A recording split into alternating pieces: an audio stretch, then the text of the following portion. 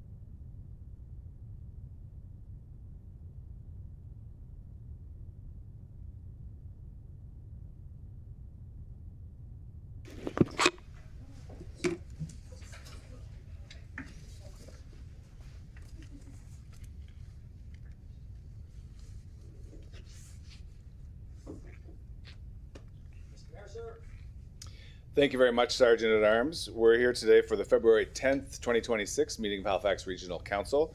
The Halifax Regional Municipality is located in Mi'kma'ki, the ancestral and traditional lands of the Mi'kmaq people. The municipality acknowledges the peace and friendship treaties signed in this territory and recognizes that we are all treaty people. We also recognize that African Nova Scotians are a distinct people whose histories, legacies, and contributions have enriched this part of Mi'kma'ki known as Nova Scotia for over 400 years. Before we come to order, we'll just pause for a moment of reflection, meditation, or prayer.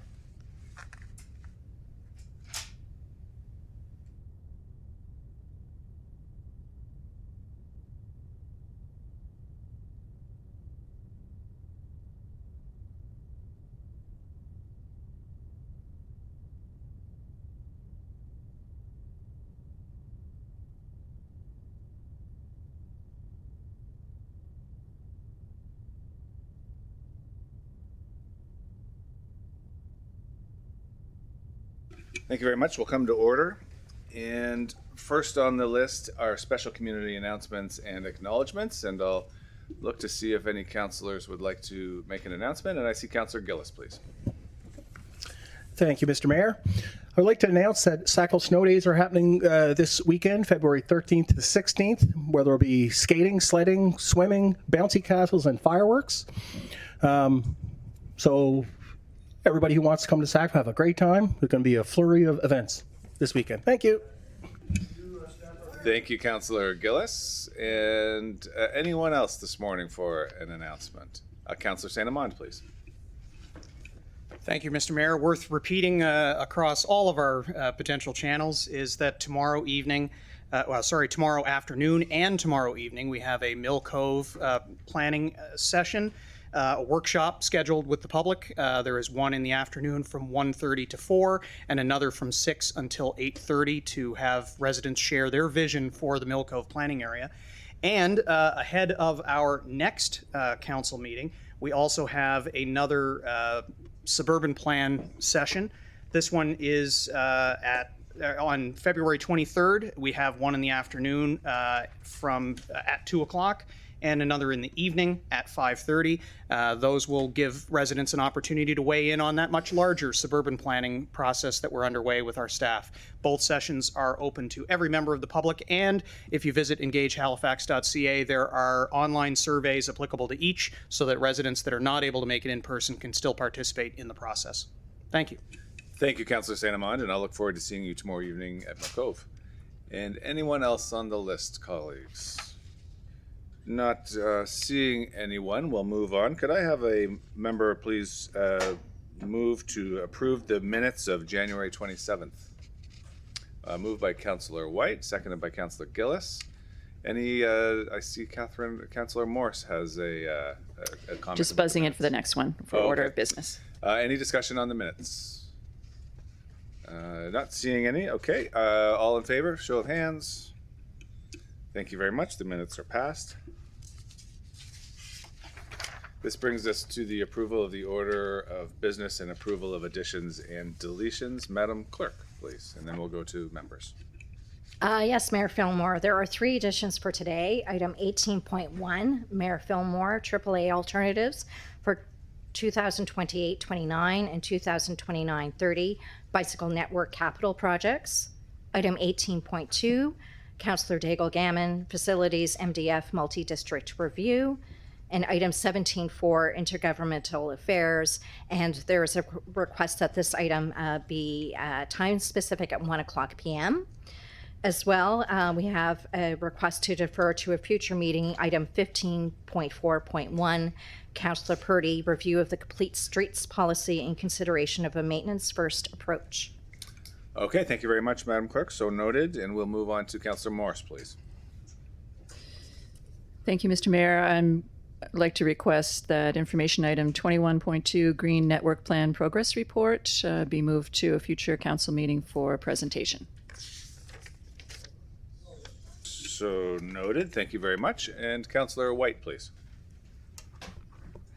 Yes, thank you, Mayor. I wanted to request that item 18.1 be deferred to the next meeting.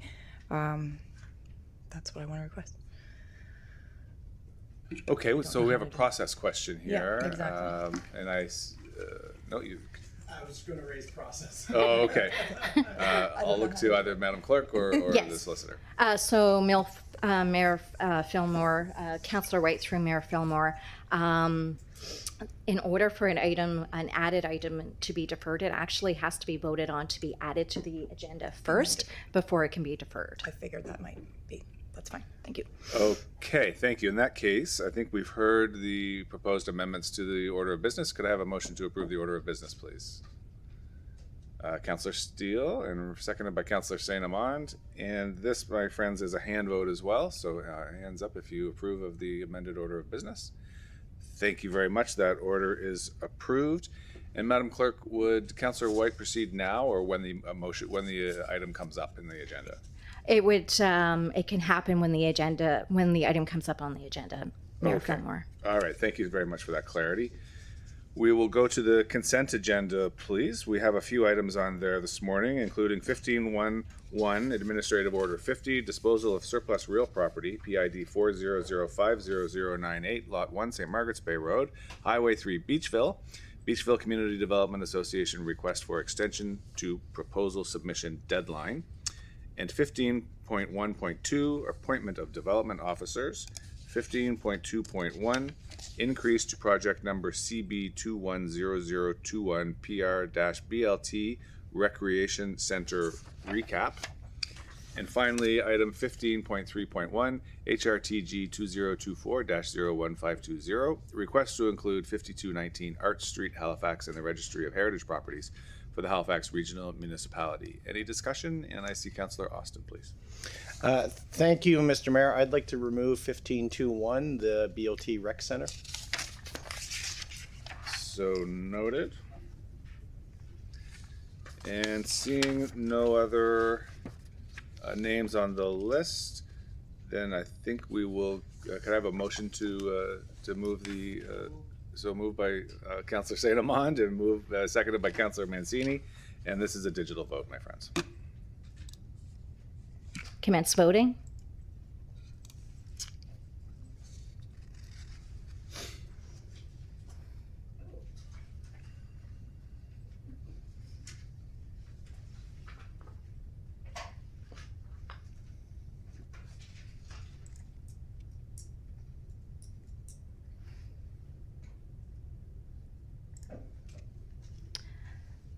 Voting complete. And the consent agenda is approved as amended. Thank you. Any business arising out of the minutes? Seeing none. Colleagues, any declarations of conflict of interest this morning? Seeing none. And I see that there are no motions of reconsideration. However, there is a motion of rescission, so we'll go to item 9.1 and give the floor to Councillor Mancini. Thank you, Mr. Mayor. Madam Clerk, do I read this motion in since, what's the process? I have to read the motion first? Okay. I'll read the motion, then I'll explain the motion of rescission. That the Halifax Regional Council rescind item 15.3.2, Part 1 and 2 from the November 12th, 2024 Regional Council meeting. The requested staff report as follows: that the Halifax Regional Council, 1, direct the Chief Administrative Officer to initiate a review of the municipality's current salt management plan guided by the synthesis of best practice road salt management. 2, direct the Chief Administrative Officer to investigate policy options for setbacks for new stormwater discharge locations into natural water bodies and consider options for naturalization and or low impact development. LID features at an existing stormwater discharge location around Priority Lake. So moved. On the second there. Thank you. So not to worry, folks. The salt management program is still something we want to take a look at. It's just that staff are seeing this as part of another body of work that's taking place, and so with another business unit. So it would come back actually before the end of fiscal year, and the intent, I believe, is to make it part of the 5-year winter operations review. That'll be coming at that point in time. So this is not to not do this work. It's just a different business unit doing it, incorporating what work they're already doing. Thank you very much. Counselor. Is there any discussion on the motion? Not seeing any. Would you like to call for the question? Question's been called.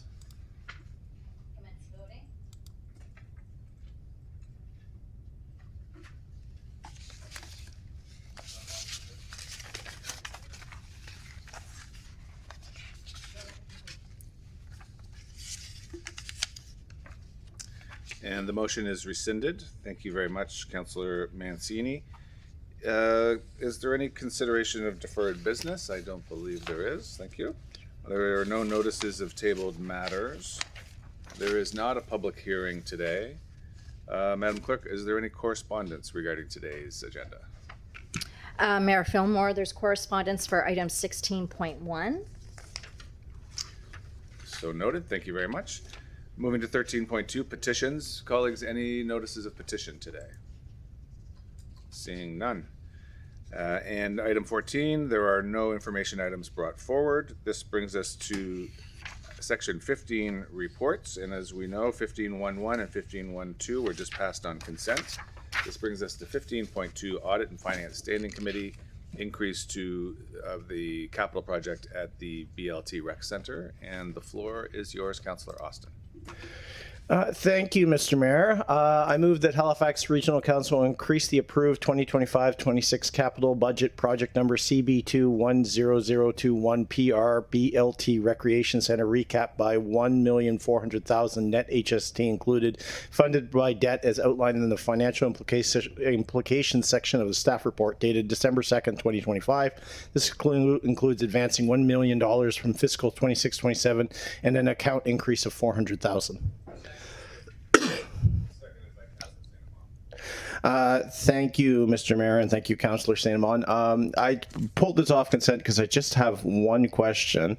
I don't know who from staff is here to answer, but reading the report, it references substantial completion being done in February, which when I look at the calendar, we are very much in February. So I'm just wondering from an account procedure sort of thing, is this money already spent? And if it's already spent, why are we approving it?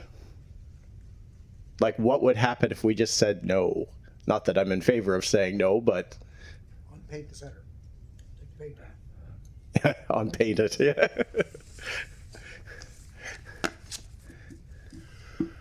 Good morning. Philip DeGanzik, Director of Facilities Design and Construction. Through you, Mr. Mayor, to the Councillor. No, the monies that we are requesting for approval in this report are not spent. We generally try to be conservative in our cash flow, projected cash flow for capital projects, to make sure that we don't have more money allocated in a particular year than we are going to spend. So basically the intent is to minimize carry forward capital. And in this case, we were a little bit too conservative, so we needed to move $1 million of that forward. Oh, so these are payments that would be due after and for work that hasn't yet happened? Correct. Okay, well, that solves my question. It was just when I saw that February date for substantial completion, the radar went up of, did we actually already spend this? And if so, that wouldn't ring true. So glad that's not the case. Thank you. Question's been called.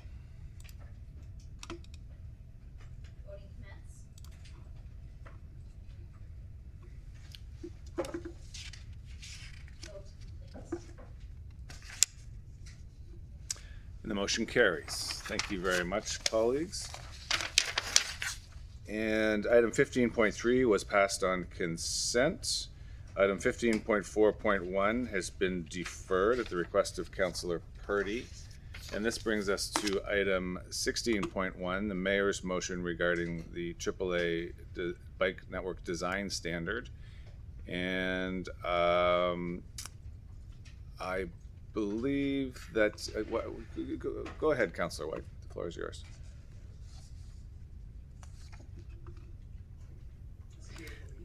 I just have a question about Councillor Purdy's deferred motion and how this works. Is it because it's her motion she's able to defer that? Right. Thank you. That's it. Okay, thank you very much. Then I will, I'm just going to stay in the chair today unless anyone objects.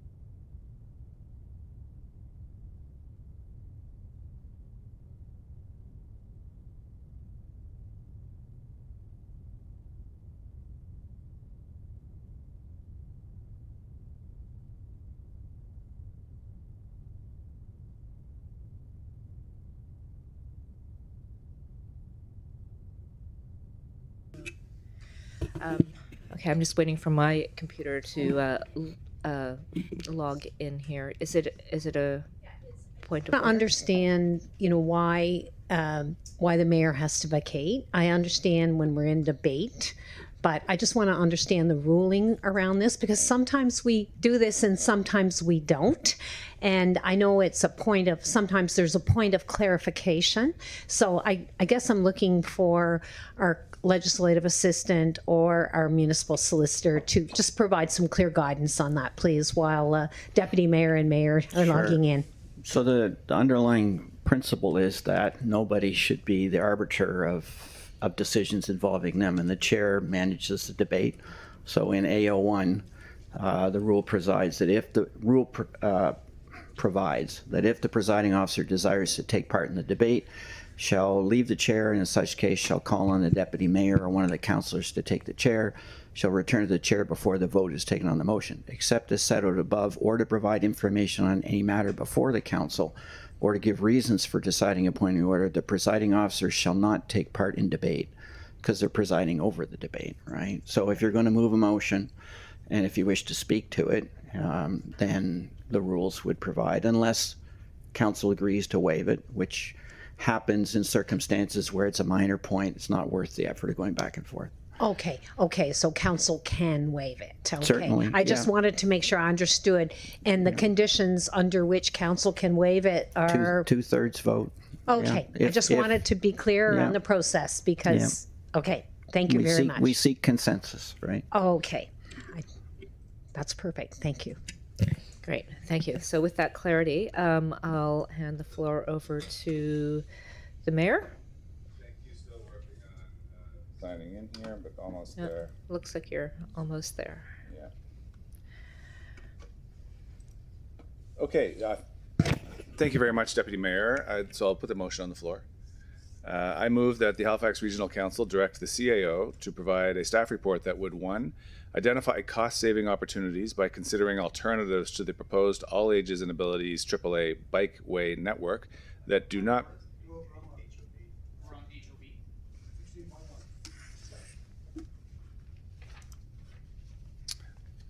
Okay. Thank you. Let's, thank you. I appreciate that very much, Councillor St. Amand. I did think we were on AAA. Okay, let's try this one then. I move that the Halifax Regional Council direct the CAO to prepare a staff report and return to Council in June of 2026 with recommendations on how the municipality can implement and deliver a pilot project of high occupancy vehicle lanes in current bus-only lanes to be prioritized based on impacts to transit, effectiveness, and feasibility on congested corridors in HRM. All right, that was seconded by Councillor Gillis. Thank you very much. I'll carry on if that suits you, Deputy Mayor. Yep.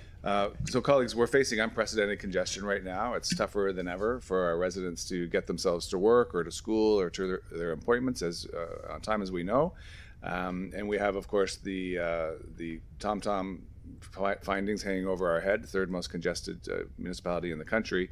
So beyond the obvious frustration and quality of life factors that congestion causes, it also harms economic productivity, it increases vehicle emissions. And we've heard recently as well from the rental housing providers of Nova Scotia that 3 in 4 residents are most dissatisfied with the municipal government when it comes to traffic congestion. This is the number one thing that people are most dissatisfied with. And those are numbers that we simply can't ignore. It's understandable that people feel frustrated, particularly when they're sitting next to an empty bus lane and bumper-to-bumper traffic. An easy and cost-effective step we can take right now to reduce congestion is by launching a pilot program that transitions select bus lanes, and we'll learn more about which ones might emerge as a result of the staff report, transitioning those to high-occupancy vehicle lanes. Those are lanes which give priority to buses and to carpoolers, helping to move more people within the infrastructure that we already have. I believe it to be a practical solution that delivers real results without massive new spending, and it's a smart move toward a transportation system that works for all of us. According to the Transportation Association of Canada, HOV lanes have been proven to provide significant travel time savings and improved travel time reliability while moving more passengers per lane and providing an incentive against single passenger travel. This is about moving more people, not just more buses. HOV lanes continue to support transit while also allowing carpools to use the same space more efficiently. I think it's a smart and flexible tool to help reduce congestion. HOV lanes have already been identified in the Link Nova Scotia Regional Transportation Plan, and the province plans to mandate Link NS to investigate prime candidate lanes for HOV placement in the HRM to encourage more people to ride share and use further vehicles. I think that underscores that HOV lanes are a well-established, supported approach, one that I believe the municipality can move forward with to deliver near-term benefits for residents. I bring this motion forward because HOV lanes are an initiative we can implement rapidly, independently, and in a very cost-effective way. I believe it to be the case that residents are telling us very clearly that congestion is affecting their daily lives and they want action, not years from now, but now. And so after the discussions with a June 2026 with staff after discussions with staff, a June 2026 deadline should give them enough time to provide a complete report on potential pilot projects. Launching this pilot will give us a chance to respond quickly to congestion concerns with a proven flexible tool that addresses traffic flow and shows that this council is serious about using every option available. Thank you, colleagues. All right, and with that, we've got some speakers on the list here. We'll start with Councillor Austin. Thank you, Ms. Deputy Mayor. And so my thinking on this one has changed a little bit as of last week, where the province the minister indicated, well, this is something that we're looking at seriously. And so I think we should absolutely be doing the same, because we've very much seen there can be a tendency sometimes with the province to just charge ahead and, ignore whatever feedback we have. So we should be doing our own work to think about what HOV could mean for us, because there are big potential downsides as well. So the mayor referenced the TomTom report. I would point out that it's for that third was for city center. I don't know what it means for Dartmouth or Bedford or Sackville. I mean, certainly congestion is up, but the TomTom said third city in city centers. The other thing, I have to gently push back on is the idea that the bus lanes are empty. You can have 2 blocks worth of backed up car traffic, and guess what? The bus that goes by is moving the same number of people as all those cars, because every single car pretty much on our road has got 1 person in it. So that bus lane might appear empty, but it is moving a whole ton of people. It's just doing it so efficiently that you don't necessarily see it in the same way. So the bus lanes are not empty. The kind of my biggest worry about this is enforcement. Because we saw when we put up a nice little sign on Spring Garden Road saying don't drive down here, how well that worked. And everybody knows we do not have the police ability to enforce. Right now, our bus lanes exist on a very tenuous social acceptance that there's nothing really stopping people in their rush hour commute on Gottingen Street from all just piling over into that bus lane. We're not enforcing it. People stay out of it because they know they're not supposed to be there. The second we allow vehicles in there, even when it's like, well, I have 2 people in my car, we make it like we fray at that social piece. It makes it that much easier for the single occupant vehicle to say, well, there's all these other people driving in the lane, I can too.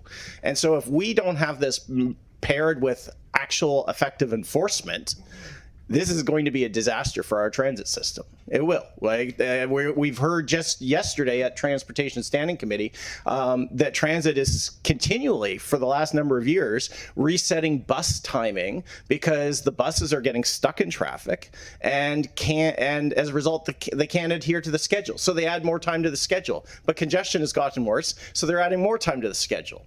So our bus system's already stretched, and if we just suddenly if we really diminish the best tool we have, our bus only lanes, because we don't have good enforcement paired with this, right? HOV will be the end of bus rapid transit. It will.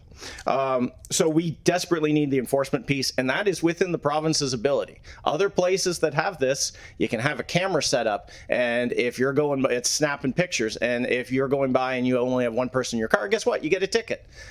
So the province, if they want this, they really need to do their part of it, which is the electronic enforcement. So I would ask, and I don't know if the mayor would consider it friendly or not, I wonder if we could add in his motion on impacts to transit, effectiveness, enforcement, and feasibility on congested corridors in HRM, because I think enforcement has to be somewhere in the motion. I'm wondering if that would be considered friendly. Yeah, I accept that as a friendly amendment. Thank you, Councillor Austin. Awesome. I can support this motion then. All right, and from the seconder? All right, friendly amendment. Very good. Okay, thank you. Next on the list, we have Councillor Saint-Amand.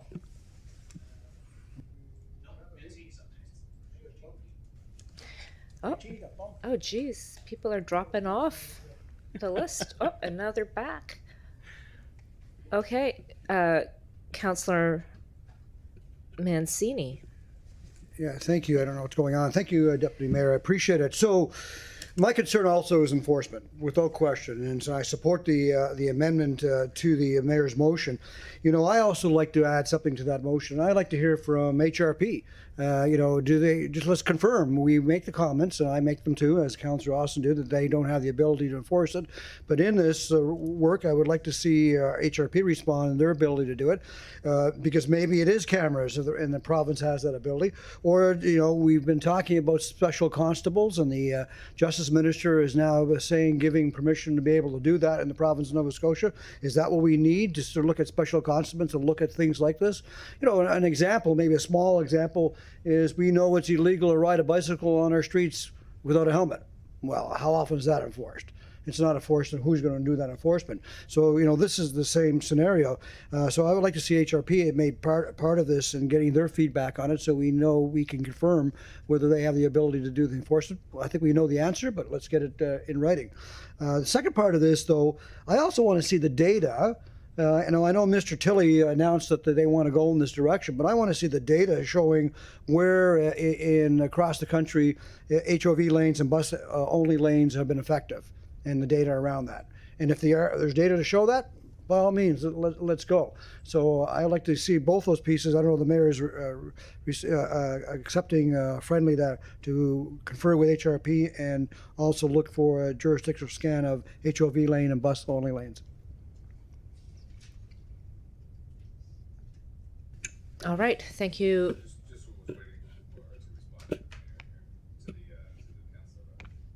Were you looking for a friendly amendment in that? That's correct. So, Mr. Mayor? Just, there we go. Yeah, I just want to confirm with the CIO. I mean, I assume that would be in the report anyway. These are the things that the report would be built on. Certainly with the addition of enforcement through the earlier amendment, that'll cover HRP, so there's no requirement there. In terms of jurisdictional scan, that's pretty standard stuff, so it'll be in the report. Thank you, Mr. Mayor. And so, my other last comment on this, I'm hoping Minister Tilley, who seems to be a good guy, listens to our conversation today. This enforcement piece is truly, truly critical. And if we don't have this enforcement piece, I think we're causing more harm than good. So I hope the minister is paying attention, and I appreciate the time. Thank you, Deputy Mayor. All right, thank you, Councillor Mancini. Madam Clerk, the speaking order's been a little bit shuffled around there. Would Councillor St. Amant be next on the list, or are we to Councillor Gillis?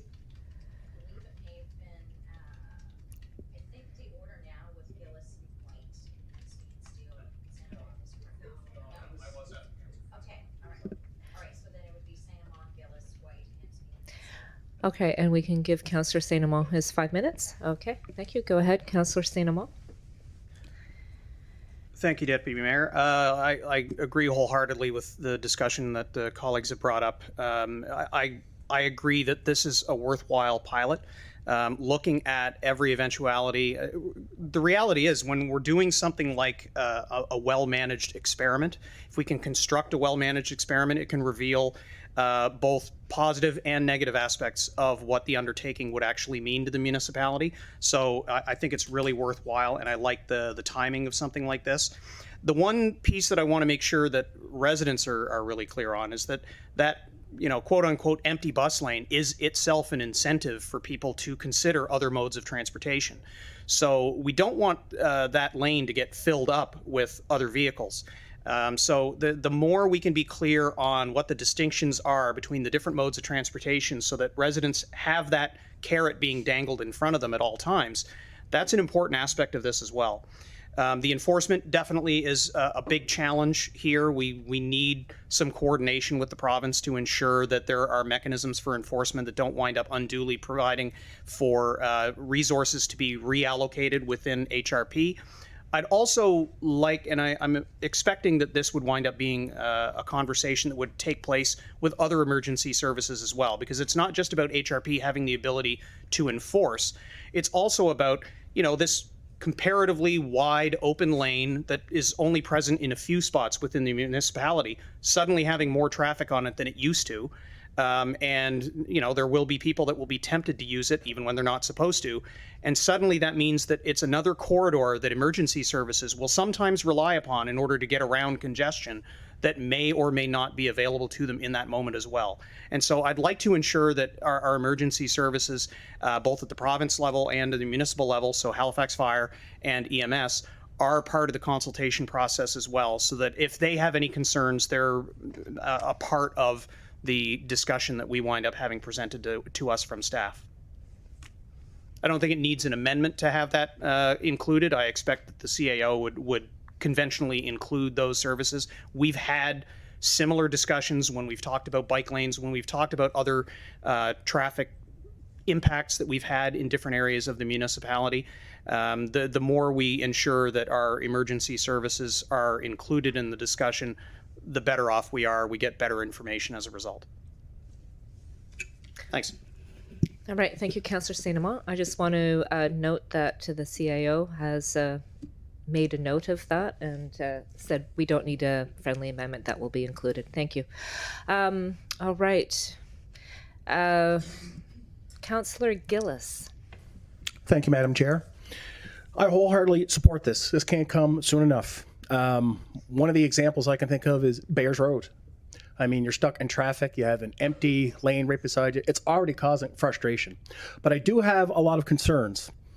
What would happen then, I think, is that just like Councillor Austin pointed out, is that everybody's going to be using the lane. And then basically all the work that we've done so far, it'll be right back to normal, be a complete traffic lane. So I'd be in favor of this for now. When we get the transit network built out, then maybe reverting back to transit only at that time. But for now, while this is built out, I think we should be using these lanes.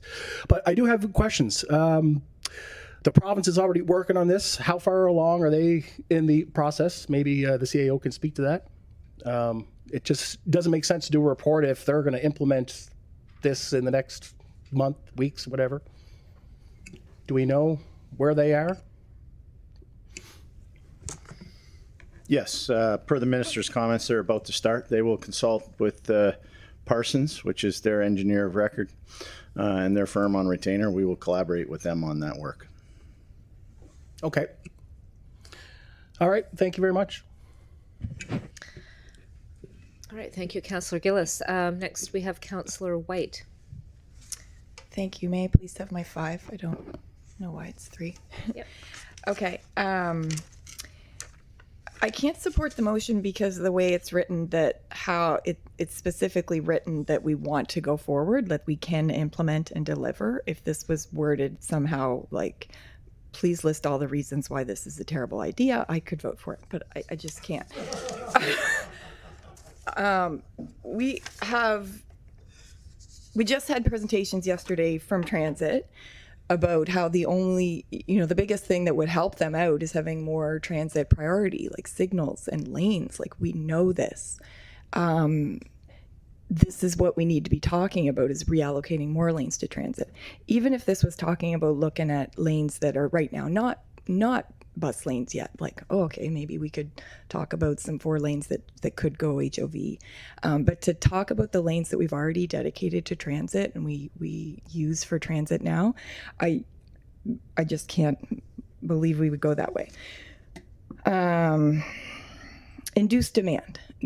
That's what happens when you add lanes for driving. It encourages more driving. Even if it's just HOV, it could still be filled up for transit. And I just think, even talking about adding more buses and more bus lanes is being requested of us. I don't understand why we would kind of invest in one thing and not the other. Enforcement, as we've talked about, is super key, and we don't have that. One resident raised, I hadn't thought about this, they were talking about merging, like people going in and out of the lanes may cause slowdowns in our other lanes anyways. Emergency vehicles, I'm pretty concerned about that. These lanes are now open for emergency vehicles. We'd be clogging them up if we go this way.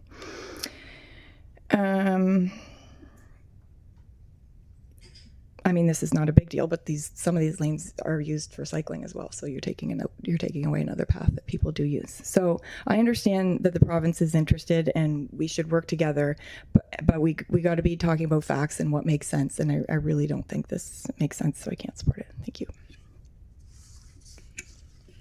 All right, thank you, Councillor White. Next on the list, we have Councillor Hensby.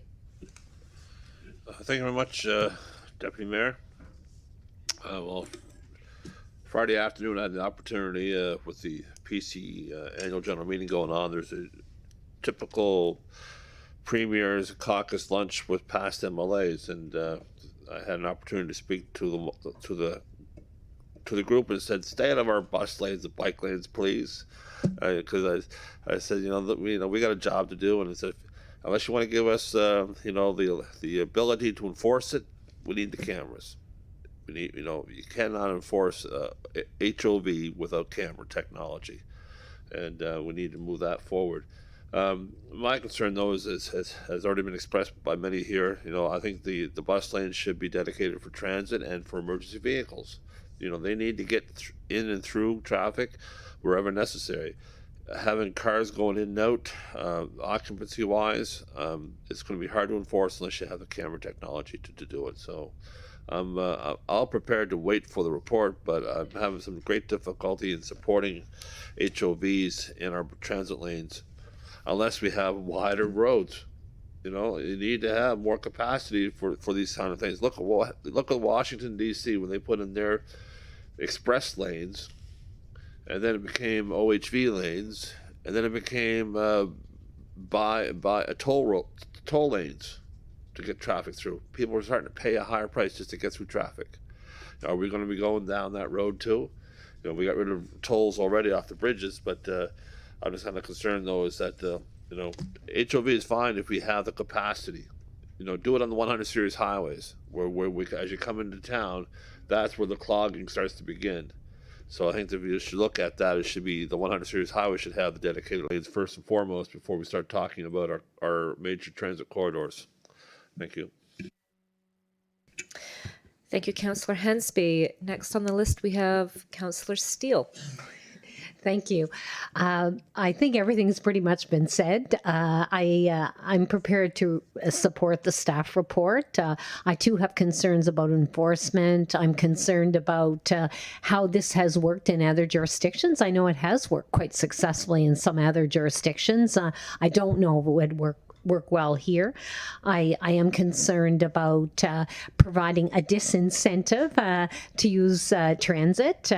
So I think one of the benefits of transit is you get to pass all the cars sitting.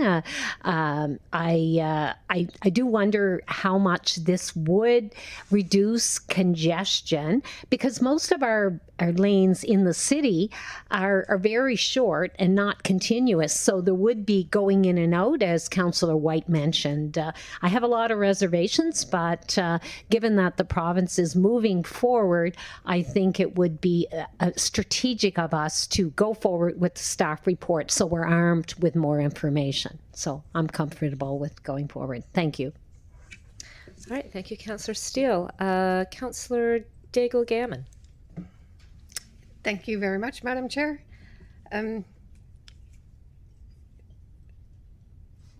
Just lost my thought for a second there. Part of me wants to say, why bother? Why bother with a staff report when the province and HRM are already working on something? That last week, the minister at the Chamber of Commerce luncheon said that we were, I think he said, months away from high occupancy vehicles. So if the province and HRM staff are already working on it, I'm not sure I understand why we need a staff report. I am really concerned about enforcement. If we're looking at this, and it's going to come in June, it will be after we've done budget. If it means more staff, we've already said that we're not increasing staff.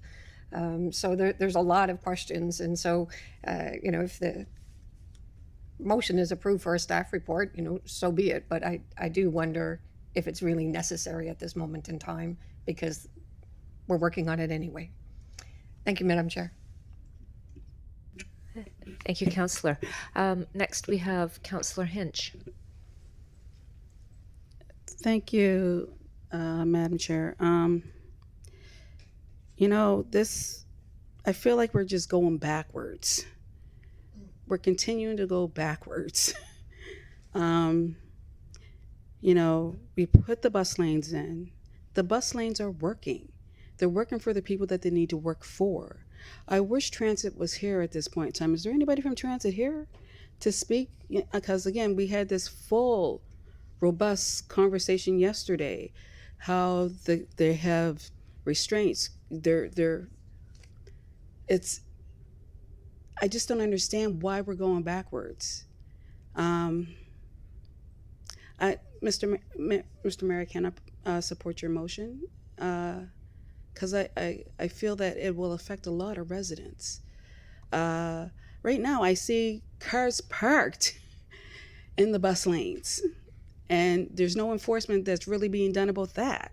So I don't believe that there's going to be any real enforcement for it. So I can't support it. Thank you. All right, thank you, Councillor Hinch. Next, we have Councillor Morris. Thank you, Deputy Mayor. Last week at the luncheon, when the minister was talking about how frustrating it is to sit in a car and watch the bus go by, I was thinking about how joyful it is to sit on the bus and go by the cars. No, I mean, it's a good feeling when you feel you get a priority and you're on the bus, you're on transit. So it is working. I agree with Councillor Hinch there. I'm concerned about what this says to the federal government and whether it would jeopardize future federal funding. I mean, bus rapid transit, which we need to move toward, is very reliant on having dedicated bus lanes. So if we're sending a signal that we no longer have dedicated bus lanes, I think that could jeopardize funding with the federal government. I don't know if that's something that could be covered in the report or if that's something that the CAO might speak to now. But that would be a concern. I share everyone's concern about enforcement.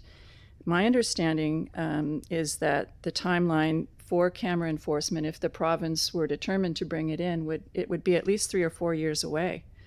And the minister said he wants this mixed lane HOV bus lane to happen in the next few months. So that sounds like we would be bringing it in without any possibility. The technology's not ready. There's no way to do it. So we'd be bringing this in with all kinds of implications for safety because we have no way to enforce. So I really think the timing is off. It could jeopardize future funding. To me, it's the opposite of smart. So I can't support it. Thank you. Thank you, Councillor Morris. Councillor Cleary. Thank you very much, Deputy Mayor. Great discussion, colleagues. Fantastic points being made. You know, and enforcement, as has already been mentioned, is the key, I think, in all of this, but also, too, I mean, back up for a second. What types of vehicles? How many people in each vehicle? Is it two? Is it more than two? Is it more than three, et cetera? You know, that's going to make a huge difference on the number of vehicles that are in these lanes. But for enforcement, we've already discussed cameras would be the most effective and efficient way to do this. Well, we don't have the cameras, and in order for them to be used under the Motor Vehicle Act, you can actually use the violation of not obeying a street sign. And that's actually how we did Rainy Street for a long period of time with the buffer. We had the big yellow signs that said, don't park in the buffer. The problem is, you know, you need to be able to attach this to a driver or to a vehicle. And I don't believe under the Motor Vehicle Act currently, you have the ability to attach it to a vehicle. And so this would have to be like an amendment to the Motor Vehicle Act, first of all. And then that's if you have police enforcing it. If you have cameras, obviously that's easy, but you have to be able to make this now something that the cameras are allowed to do. But if we just rely on police under their current framework, what are police not doing when they're enforcing HOV lanes? They're not giving tickets for speeding vehicles. They're not going to calls for service. So, like, are we going to say, no, it's more important to watch for the number of people in a vehicle than it is to respond to a break and enter on Quinpool? Like, do we really want to put HRP in the position where this is what the calls they're having to make? Because they're going to hear it from drivers, they're going to hear it from pedestrians, they're going to hear it from counselors, they're going to hear it from residents. I just, like, wow. Councillor Gillis mentioned Bayers Road specifically. So when we look at the design of our roads, if you look at the jurisdictions that have high occupancy vehicle lanes, they were designed as high occupancy vehicle lanes. They were designed to take the taxis and the buses and the 3 or more people in a car. Some in Ontario, for example, you could ride a motorcycle, you can ride a green vehicle if it's a plug-in hybrid or a hybrid in most of the HOV lanes. And so they were designed in such a way to accommodate that traffic.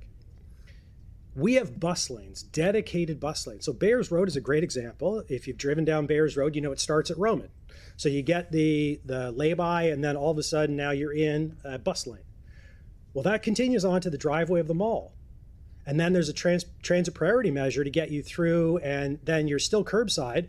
And that bus needs to actually cross 2 lanes of traffic to continue straight onto Bayers Road past Connaught. So now we're going to put private vehicles curbside in a bus lane, crossing 2 lanes of traffic, cutting off people making right turns to go straight down Connaught. That road will have to be redesigned to accommodate actual HOV traffic, not dedicated bus lanes. Because what are we going to do? Everyone who's eligible, we're going to give them the little transponder in their vehicle that can change the transit priority measures. They could turn the light. I mean, is that what we're talking about? So now all of a sudden, we've got to redesign roads. We've got to spend money on doing this because Roby Street, and this has been mentioned, Roby Street has it just for a small portion of the street. Gottingen has it for just a small portion of the street. Bayers has it for just a small portion of the street, and only on one side for most of it, if you go down Yonge and Roby, or Yonge and Bayers towards the highway. So I don't know how much design work is going to have to go into this just to make HOV possible in these lanes, let alone, it's because what do you, a free-for-all? Just say, okay, we flip the switch, everyone can use them. You'll have gridlock more than you would have just leaving them the way they are. So anyway, I'm actually going to support the report for that reason. Information is power.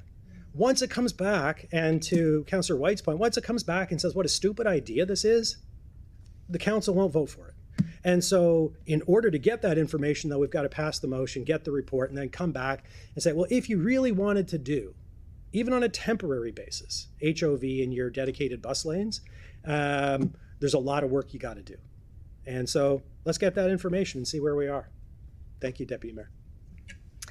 All right, thank you, Councillor Cleary. For the second go around, Councillor St. Amand. Thank you, Deputy Mayor. Councillor Cleary, you're exactly right on. We need the report to come back to be meaningful. Otherwise, we have nothing that provides us with any guidance for how to move forward.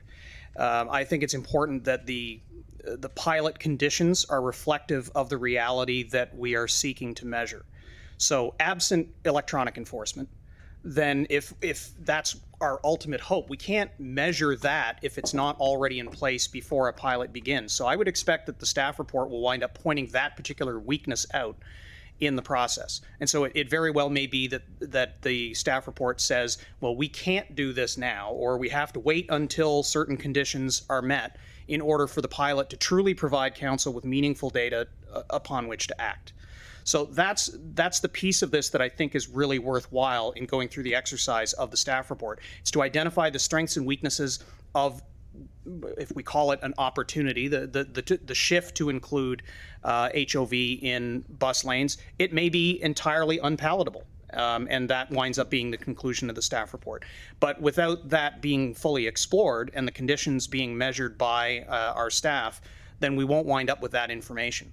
The one thing that I'll note, because Councillor White had brought up induced demand, the one sliver of hope that I have here that a discretionary implementation of HOV lanes that use our otherwise bus-only lanes might bring to the table is induced demand of carpooling.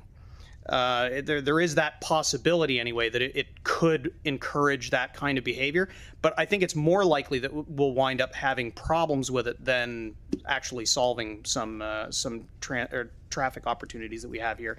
There's just too many different ways that the interpretation of the use of the bike or the bus lane might be. So again, we need the enforcement to be reflective of the conditions that would actually allow this to work.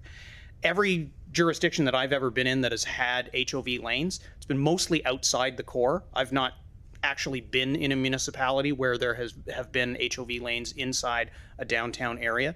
And so I'm struggling with exactly how that would work and how driver behavior would shift in the direction that we want it to under the circumstances. But that's something that I'm hoping to hear from the staff on as well. So I'll support the motion because I do think that more information is good, and particularly when we caveat it with there's certain bits of information that we think will be necessary in order to provide us with something that's actually actionable for the future. Thanks. All right, thank you, Councillor St. Amand. For the first time, Councillor Young. Thank you, Deputy Mayor. I concur with Councillor Cleary and Councillor St. Amand on the need for the information for the report, so I will support the report. I also like what Councillor Hensby mentioned about the number series highways, so maybe the report might lean towards that as an alternative too as well. So yes, I'll be supporting this for more information. Thank you. All right, thank you, Councillor Young. Councillor Mancini. Thank you, Deputy Mayor. I've lost my train of thought because I'm still going back to Councillor Cleary complimenting all of us for good discussion. So it's a rare thing. I'm a little, out of sorts here. But anyhow, I'll try to gather my thoughts. But, I want to respond to Councillor Daigle Gammon's comment about why bother because the province is going to do it anyway. And I think that's a fair comment. However, I think because the province is going to do something, we shouldn't just take a knee. And for many of the comments were mentioned, we need to gather the data. We need to look at the strengths, the weaknesses, and we need to be crystal clear because this is our municipality. We know best, and the province wants to get involved. Great. We have to be making sure they're aware of all the discussion that's taking place. The media is here covering it. We're hearing from our residents. We want to make sure enforcement is the top of this. To make this work, we need the enforcement piece and a lot of this discussion. So, that's why, Councillor Daigle-Gammon, we should do the report. I understand the frustration. They're going to do it, but we should not just take a knee because the province is saying they're going to do something. So I'll support the motion for a report. Thank you. All right, thank you. Councillor White. Thank you, Deputy Mayor. Colleagues, my concern is with the wording of the motion. This specifically says how the municipality can implement and deliver a pilot project. And we heard Mayor Fillmore's words. His wish is to actually do this. It is not asking for pros and cons. It's asking on how to implement and deliver a pilot of cars in our bus lanes. I just fundamentally disagree with this. If it was worded differently, I could think about it, but that's the big thing for me. Even with enforcement, I really don't think having two people in a bunch of cars would help us out here with our transit on-time performance. So thank you very much. I just think if you're voting in favor of this, it's a signal that you're in agreement with doing it. So I cannot support it. Thank you. All right, thank you, Councillor White. Councillor Austin. Thank you, Ms. Deputy. And, I agree. Like, we should have the information. That's been well said. And, the question around, like, well, what's the value of this report? The other piece that I think why I'm supporting this motion is that if we just leave this up to the province and our staff, we know how that goes. There's a bunch of discussions that are not public discussions, and then a decision emerges just from there, and we're all just given the announcement after the fact. If we want an actual public vetting of this, then we need our own staff report, and I think that's the main value of this, is if the province is going to charge ahead, we have our ability to, say what will and won't work, and the public can assess all of that. And without a staff report, it could just be a backroom thing that no one ever sees until the announcement is being made as to what's happening. So I think a staff report on this is good, and so I'm supporting the mayor's motion, even though I have many doubts about whether this is a good idea. Thank you. All right, thank you. Councillor Daigle-Gammon. Thank you very much, Madam Chair. So as Councillor Cleary said, more information is important, and I do agree with that. About my why bother comment, well, you know what, maybe 5 years in and this last year, my optimism is fading. What do you mean? So yes, support the report for the right information.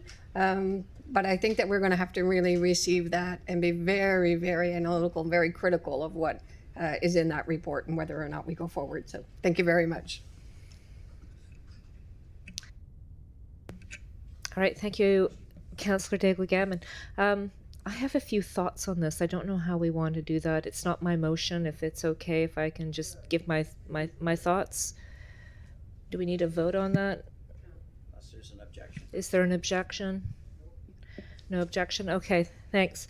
So it has been a good, wholesome discussion, and I think we've raised a lot of points that do need to be considered as we look at high occupancy vehicle lanes.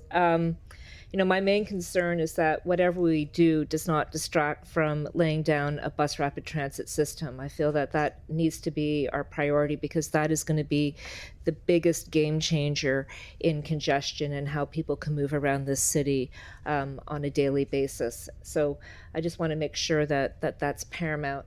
Along with enforcement, I think you also need to have the fines, and you have to make the fines related to this also meaningful, so that it is a risk if anyone is not going to follow the rules. It's not just getting a $50 ticket. It's something that is going to back up the fact that this is really for high occupancy vehicles, not for people looking to dodge the system. And I remember when this was how HOV lanes were introduced in Ontario, people had mannequins in their car seats with baseball hats and all the rest of it, right? Where some of that might be caught by photo radar, but some of it may not, right? And when it comes to dodging congestion, people can get creative. So we need to make sure that that we're doing all we can to enforce the rules. I also just want to note that, and it's been mentioned, a number of examples have been raised, right? And we have unique situations in all different parts of the city. And I'm going to bring up Herring Cove Road as an example, where we've approved all kinds of development, thousands of units of development in a part of the city that is really restricted with access. And, I remember last term I asked about HOV lanes, and staff came back to me at that point and said it wasn't a good idea, that it would really impact bus service. I know we're looking at Herring Cove Road again, but, where you do have certain pinch points, perhaps that's a place where it could be applied. I don't think it needs to be applied equally on all bus lanes across the whole city. There has to be a strategic approach to this, and a creative approach, and really kind of understanding what our roadway system is and where there could be some benefit and where there wouldn't be benefit, both for the HOV lanes and for the transit system. So I hope as staff go forward and consider this, it's through that lens of not a one size fits all, but really looking at where we can solve a problem. I agree that in my experience, HOV lanes have all been on highways, not within urban centers. I haven't seen that application before. Perhaps it does exist, so I look forward to any more information on that. And so those are kind of the points I wanted to add into the mix here. And with that, I'll see if there's a call for the question. Question has been called.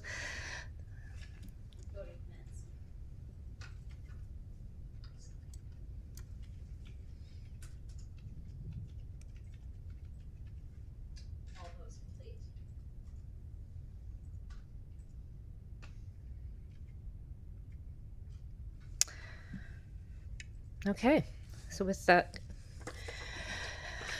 completed, that item completed, I will hand the chair back over to the mayor. Are we going to 18?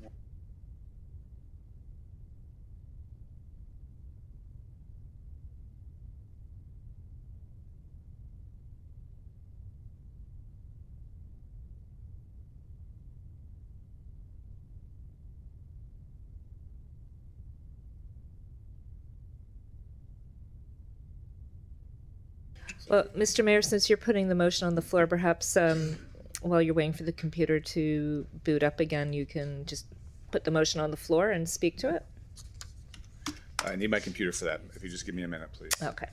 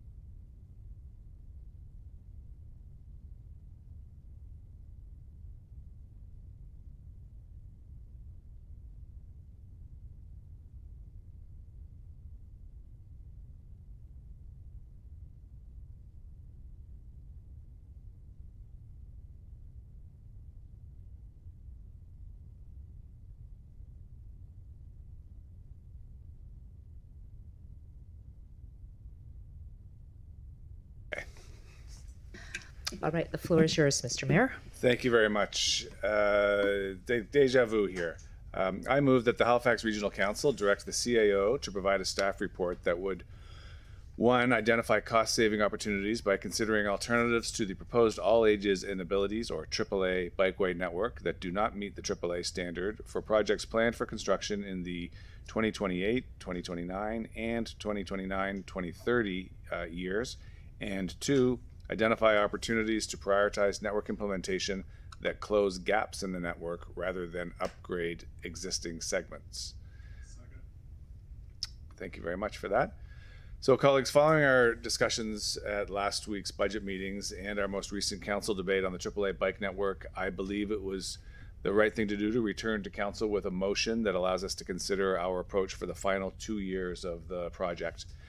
I was very concerned that non-AAA alternatives were not considered when identifying cost-saving opportunities over the next 2 years, particularly when low-cost alternatives could provide savings that could be in the $4,190 per meter to $790 per meter less range.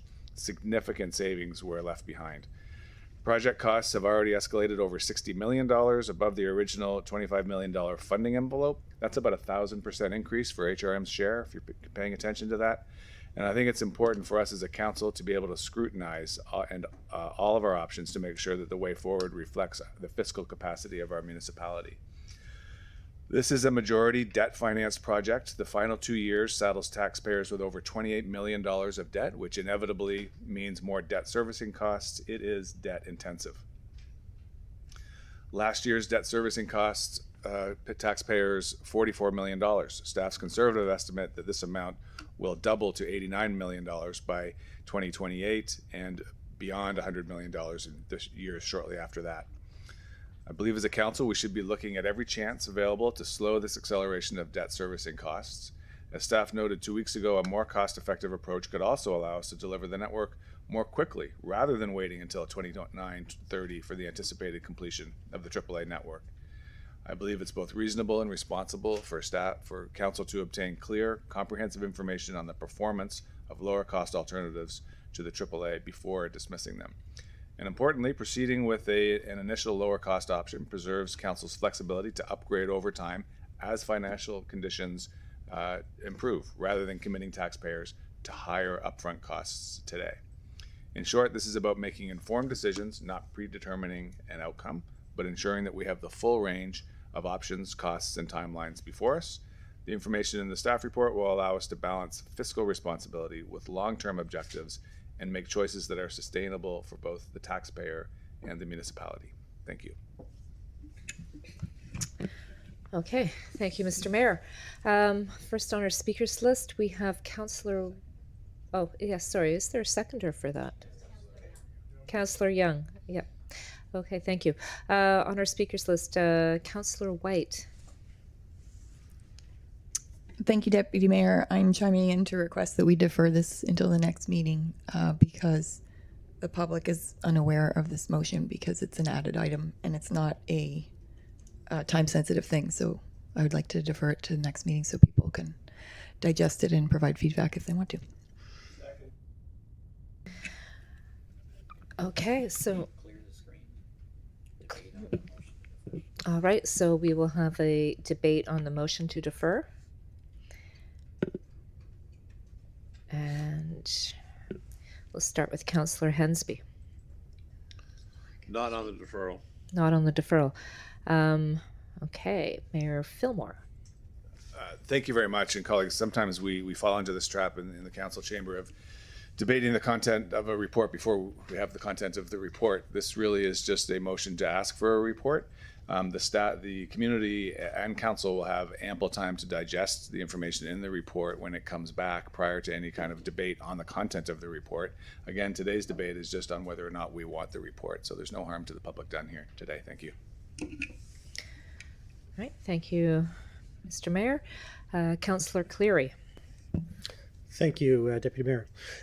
So on the deferral, we have a system of rules set up around timing of when things come to agenda review.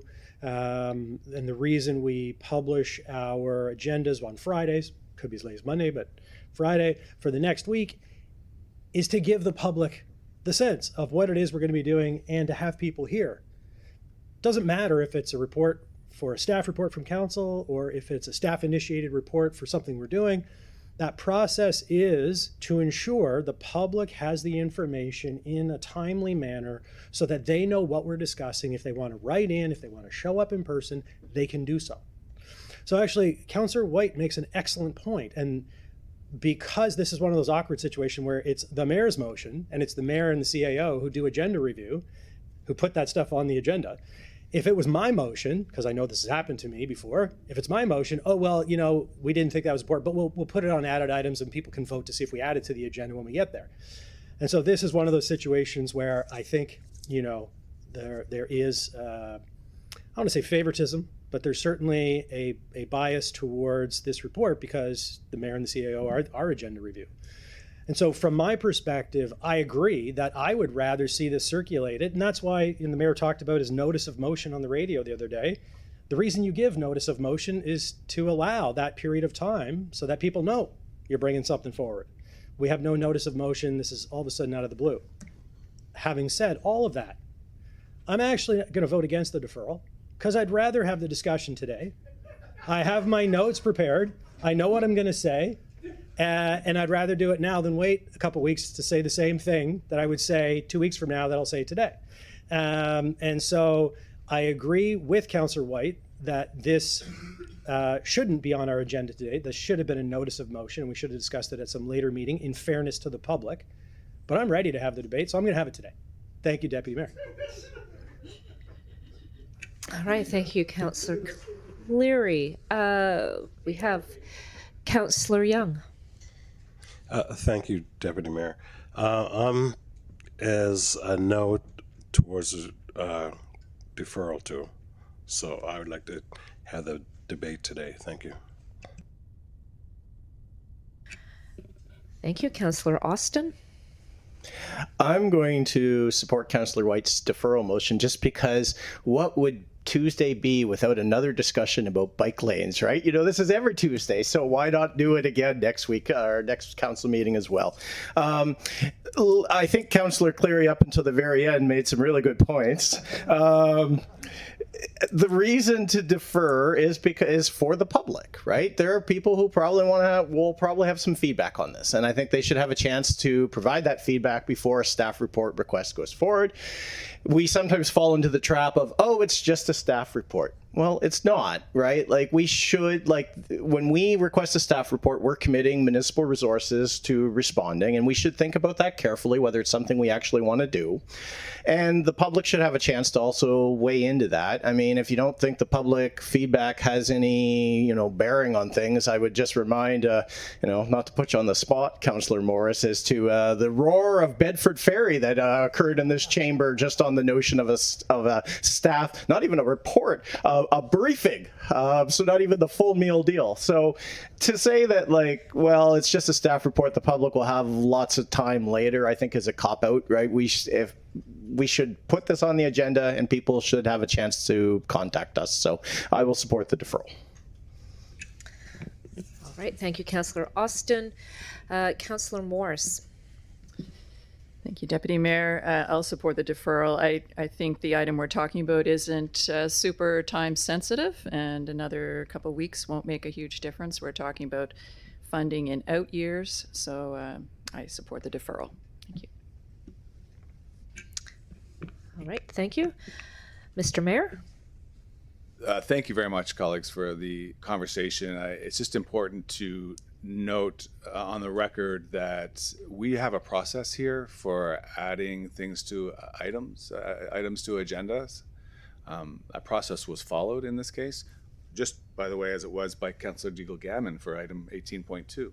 It's a very permissible and regular turn of events. There is no favoritism in it. In fact, it would seem that Councillor Cleary is advocating for the opposite of favoritism, actually treating the chair in a punitive way, which seems an odd thing. And I would suggest that if there's dissatisfaction with the process, we could have a conversation about whether or not we change the process. But for this motion, all processes were followed that we have in place. So thank you for the great conversation. Right, thank you, Mr. Mayor. Councillor Mancini. I wasn't going to chime in, but with all due respect, Mr. Mayor, the process also allows for someone to request a deferral. That's part of the process also, just to be clear. So, thank you. Thank you. Councillor White. Thank you, colleagues, for the discussion.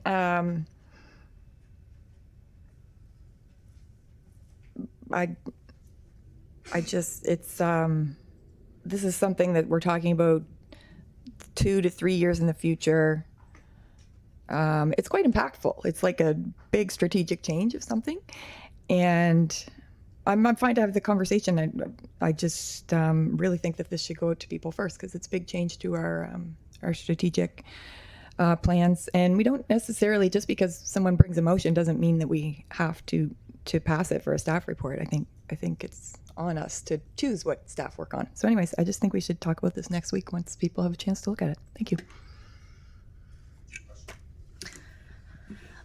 Okay, the question's being called on the deferral.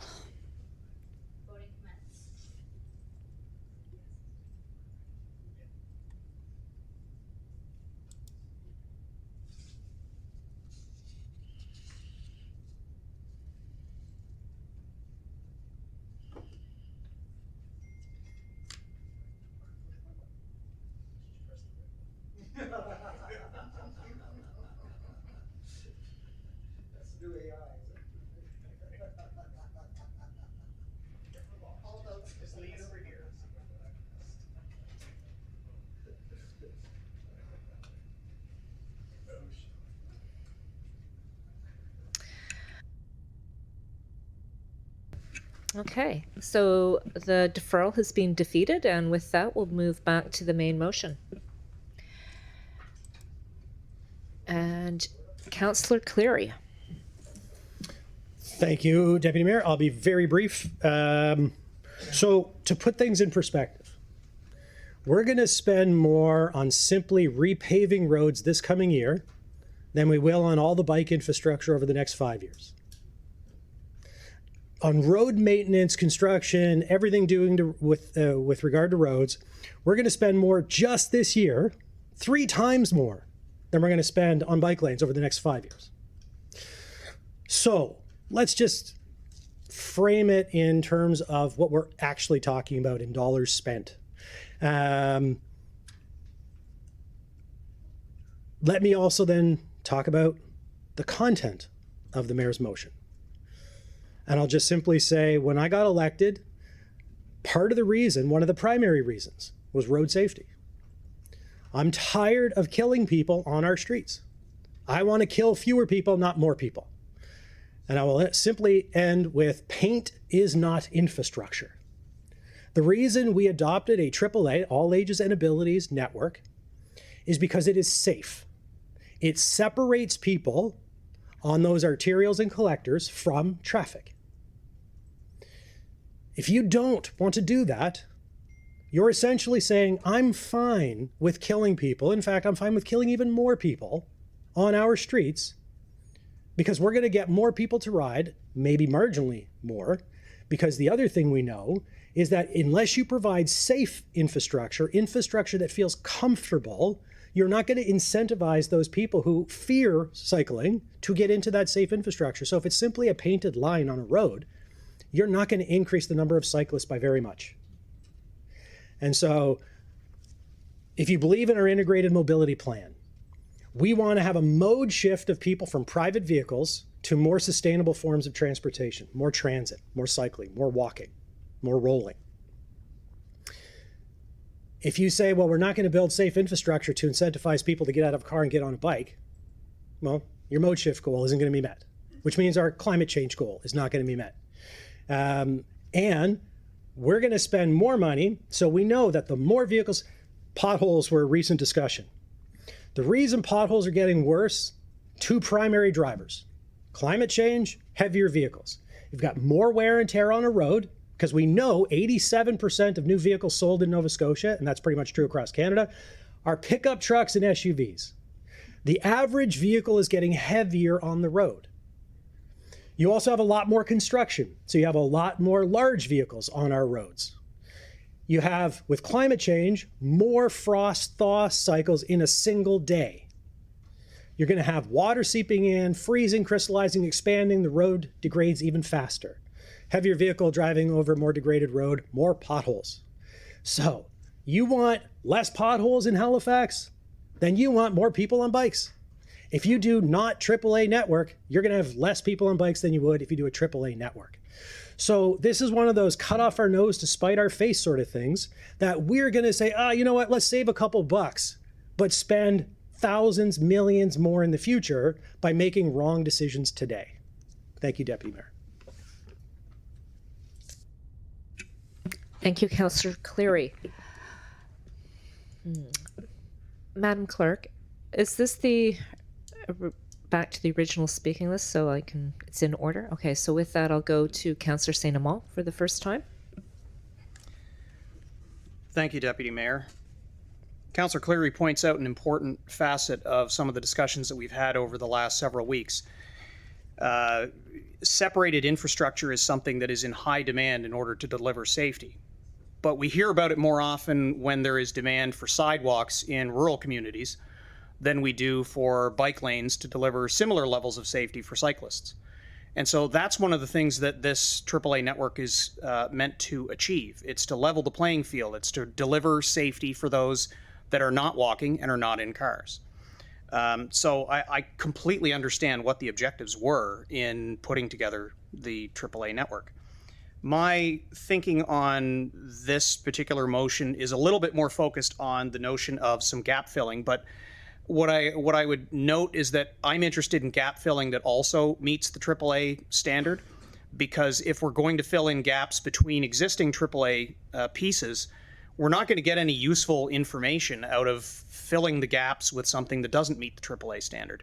If we're looking for utilization rates to go up, if we're looking to have data that we can share with residents that demonstrates what the intent of the bike network was in the first place, to deliver safe alternatives for transportation that are not in car and not on the sidewalk, then we need to fulfill that promise at the same time. So I'd like a little bit of clarity on point number 2 in the motion as to whether or not that speaks to a AAA standard in the gap filling, or whether it's gap filling that speaks to the alternatives to AAA at the same time. Because I think that makes a very big difference to what we're hoping to achieve. My concern is that, you know, based on the fact that several of these projects are overdue, they're planned out over a number of years, we don't know what future conditions may lay out for us. Economic conditions within the municipality, economic conditions within the country can have an impact on projects that are well in flight. And so my concern would be, what if in some distant future, possibly within the timeframes that we're already looking at for the completion of this network, we wind up having absolutely no choice but to make some different choices with our capital planning? What does that do to the network that we've already constructed? Do we wind up hitting the brakes and winding up with all of these individual little AAA sections that are islands that don't connect to one another? I'm very interested in closing those gaps as soon as possible so that we can demonstrate the value and demonstrate the intent of what the AAA network was meant to achieve. So I wondered if either the CAO or the mayor could speak to the intent of point number 2 in the motion as to whether or not it actually addresses AAA or whether it's just gap filling in general. All right, I will go to the mayor to provide some clarification on that question. Yeah, thank you. I find myself in a curious position here, Councillor St. Amant. That clause was added at your request. That this reflects your interests. And, but it was also a AAA standard that I was seeking to perform in the gap filling, even if it's tactical, not necessarily fully separated at the high expense end of things. I'd still like to ensure that we're connecting AAA to AAA with AAA. So you thank you for allowing a bit of back and forth, Madam Chair. So in a motion that was rooted in moving away from the AAA standard, you wanted Part B to hold us to the AAA standard. That wasn't clear to me in our discussion, and it's not what I intend in Part B. I would not have included that in the motion. Right. My apologies. My intention, had I brought that forward as a motion unto itself, It would still focus on AAA, but rein in the connections. Sorry for diverging on the Okay, conversation. no, I just want to limit the back and forth from making sure it's answering the clarifying, not debating back and forth. Thank you. Okay, so Councillor St. Amant, if you want to come back to finish your thoughts, that's what I would recommend. Councillor Mancini. Thank you, Deputy Mayor. Just a very quick question. I don't know if staff can answer this. The mayor's motion is looking at starting at 2028, 29 years, correct? So if we are to proceed what's in front of us for the AAA network for 26 and 27, after the 27 year, how much of that federal, provincial funding that we have put aside will be left over? Do we know what that amount might be if we are to proceed with what's happened in 26, 27? I don't have the amount, but the federal funding is minuscule compared to the rest of the program that remains. So as staff briefed before, there's at no time, unless you drastically cut segments in the program, Right. your funding contribution is not at risk. Yeah, and so by the time we get to 28, most of that funding be gone. Yeah. Okay, thank you. All right, thank you. For the first time on the main motion, I have Councillor Gillis. Thank you, Madam Chair. I'm about to throw a rock through the hornet's nest here. Sorry, I think there's an issue with the speakers list. Councillor Gillis, Councillor Austin was ahead of you. I apologize for that and come back.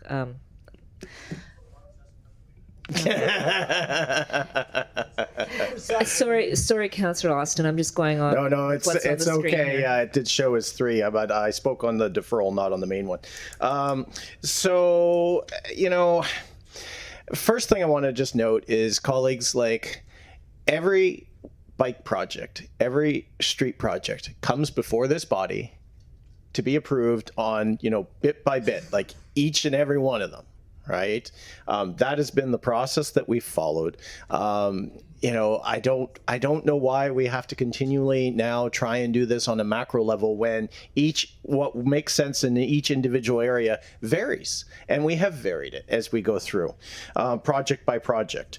That said, to give up the AA standard, that's not something I'm particularly interested in, and I think Councillor Cleary illustrated some of it. First is just the money we spend on this will be more effective if we're following an AA standard. This has been demonstrated time and time again with survey results in other cities, and I believe some work has been done here at Dal. You can divide cyclists up into different groups. It's like the fearless ones that will ride in any condition, the people who will never get on a bike, but then you got a chunk in the middle, and guess who the largest chunk are? And those are the people who will consider it, but only if it's safe. They will not ride otherwise. And so if we don't provide safe infrastructure, you give up all those potential riders. And so, I've been posting the monthly bike stats, and I actually did a deep dive into some of our longest running bike counters that have been around for the while to see what the change has been over time at each counter. South Park Street, from the year we launched South Park, it gained 263%. Massive gain. Harbor Trail, 95%. Hollis Street, 61%. Vernon, which I have realized after the fact I miscounted because I only included one side of Vernon. Vernon has a counter on each side, so it gets both directions. 53% on one side. Windsor Street, 12. What's the difference between these 5? Vernon, it's not protected, but it's a local street bikeway with very slow vehicles and less volume. Hollis, Harbor, South Park, you're all protected off-street from traffic. Windsor Street, it's paint. So 12%. It's the absolute dog of the bunch in comparison to gain. So this isn't just about, can we spend less money? It's about, can we spend money effectively? We can do a bunch of paint lanes around there, but we're not going to get the gains. The gains come when you actually provide the higher quality. And the other piece of it is Councillor Cleary put it rather starkly, but is safety. Before I was elected, might have been just in the first few months, I think it was just before, In Dartmouth, we had a cyclist killed on Albro Lake Road, Joanna Dean, a teacher over, I think she was at St. Catharines. I worked with her twin sister. The family spoke very, very passionately about her love of cycling, and that they hope that it would be something that would spark improvements in the city going forward. And every time I go up Windmill Road, every time I pass that intersection, Albro Lake, I always think of her. And the loss to this community from her passing prematurely. And what is not lost on me too, I don't know what her travel route was that particular day, but exactly parallel to Windmill Road is Wise Road, where we have since put in protected bike lanes. And I can't help but wonder if we had done our infrastructure properly and done it first, whether she'd still be here. And so I think that is as much what this is about as it is about money. It's about spending the money effectively to get the most people and making sure we're providing safe places for people to be, because we have too much carnage on our streets and we need to be doing all we can to stop that. And so I'm not inclined to support the mayor's motion, but I would have a question for him if he chooses to answer it later or now. I'm wondering what his end goal here is. Is it paint on a road? Because if it's paint, I'm not interested. Thank you. Thank you, Councillor Austin. Councillor Hensby. Thank you much, Mr. Deputy Mayor. In some places, paint is all we can get. I need paved shoulders before I can get paint lines or stuff. So it's not just paint. You got to have the infrastructure in place. That's a wider shoulder to start off with. And I've been advocating for paved shoulders for years on our rural collectors and stuff. So if you want to get down to brass tacks and business, you should be looking at whenever it was an opportunity to partner with the province on our collector roads, the 100 series, not the 100 series, but the Trunk 7 or the Trunk 3 or the 107, 207. We should be paving those shoulders with the province to make them safer. And the painted line is one thing, and then you could have a painted line with what I call the sand sticks as the second choice. Then you could have sand sticks with concrete curbs as the third choice. And you can just build it up, depends on what level of degree or what level of infrastructure required in the area. I've always felt that let's get the bike network down first. Let's carve it out. Let's paint the lines. Let's get it all worked out and mapped out, and then start putting in the extra infrastructure where necessary. But we're going right off the beginning of elevated beds and everything else like that. It just drove the AAA costs through the roof. I think that we need to be a little more practical, and that's why I'm supporting this motion to look at the different design standards and design appropriately where necessary. We don't need the Cadillac solution on every street. Thank you. All right, thank you, Councillor Hensby. I know that the ordering on the speakers list is a little bit scattered. I've been told by the clerk that everybody at this point is speaking for the first time, so please disregard the numbering and the times in the speakers list. The order is correct. So with that, I'm going to move to Councillor Daigle-Gammon. Thank you, Madam Chair.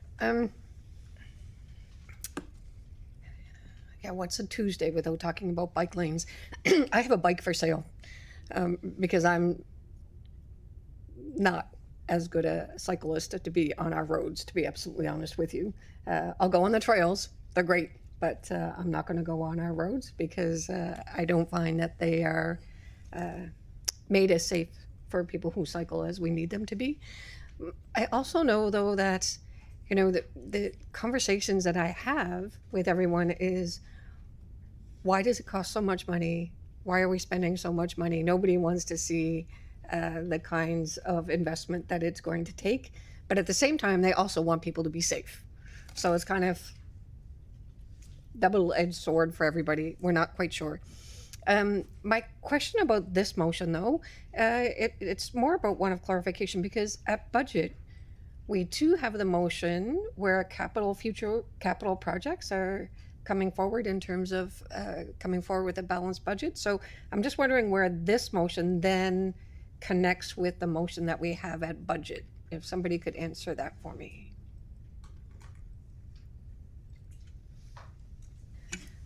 Mr. CAO.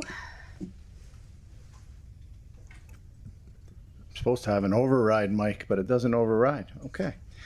All right. So yes, there are multiple layers to this. So thank you for the question. First layer, there is outstanding work to be done on Councillor Mancini's motion, which was the cost of reducing the cost of the overall network. You discussed that only weeks ago, a couple of weeks back, maybe 4 through, not sure. Anyways, we made it very clear that the last 2 years of the program, or the remaining years of the program past the 2 that we had analyzed, so from 28, 29 onwards, were still to be analyzed.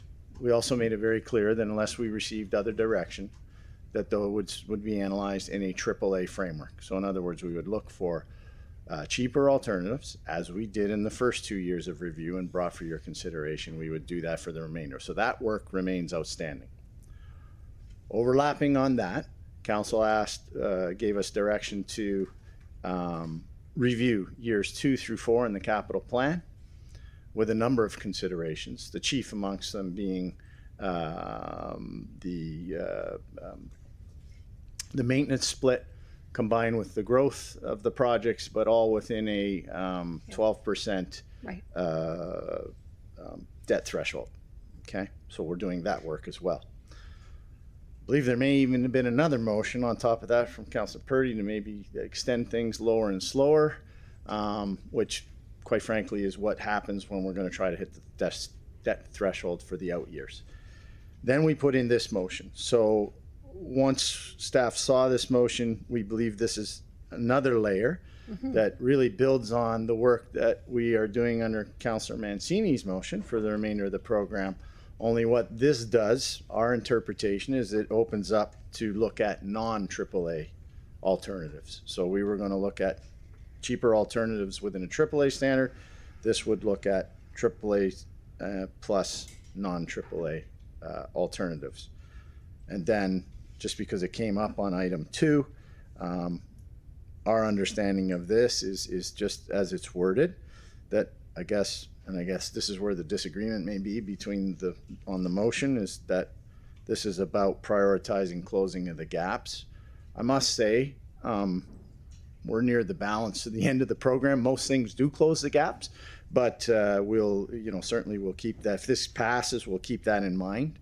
And I guess we would consider that regardless of what standard the bike lanes are at. So don't know if that helped or hindered, but we've got multiple layers to this challenge. But what this clearly does to us, in our interpretation, is open the balance of the program from 28, 29 onwards to look at non-AAA type alternatives and bring them back to council. As Councillor Austin said, these all come back to council. Thank you. All right. Thank you. Back to the speaker. Oh, do you have any? I just wanted to clarify closing comment? Yep. So it sounds like you're making a stew out of all of these motions, and something is going to come back now to regional council as opposed to budget. And in the timeline, is it coming back at budget? Is it coming back at regional council? Thank you, Madam Chair.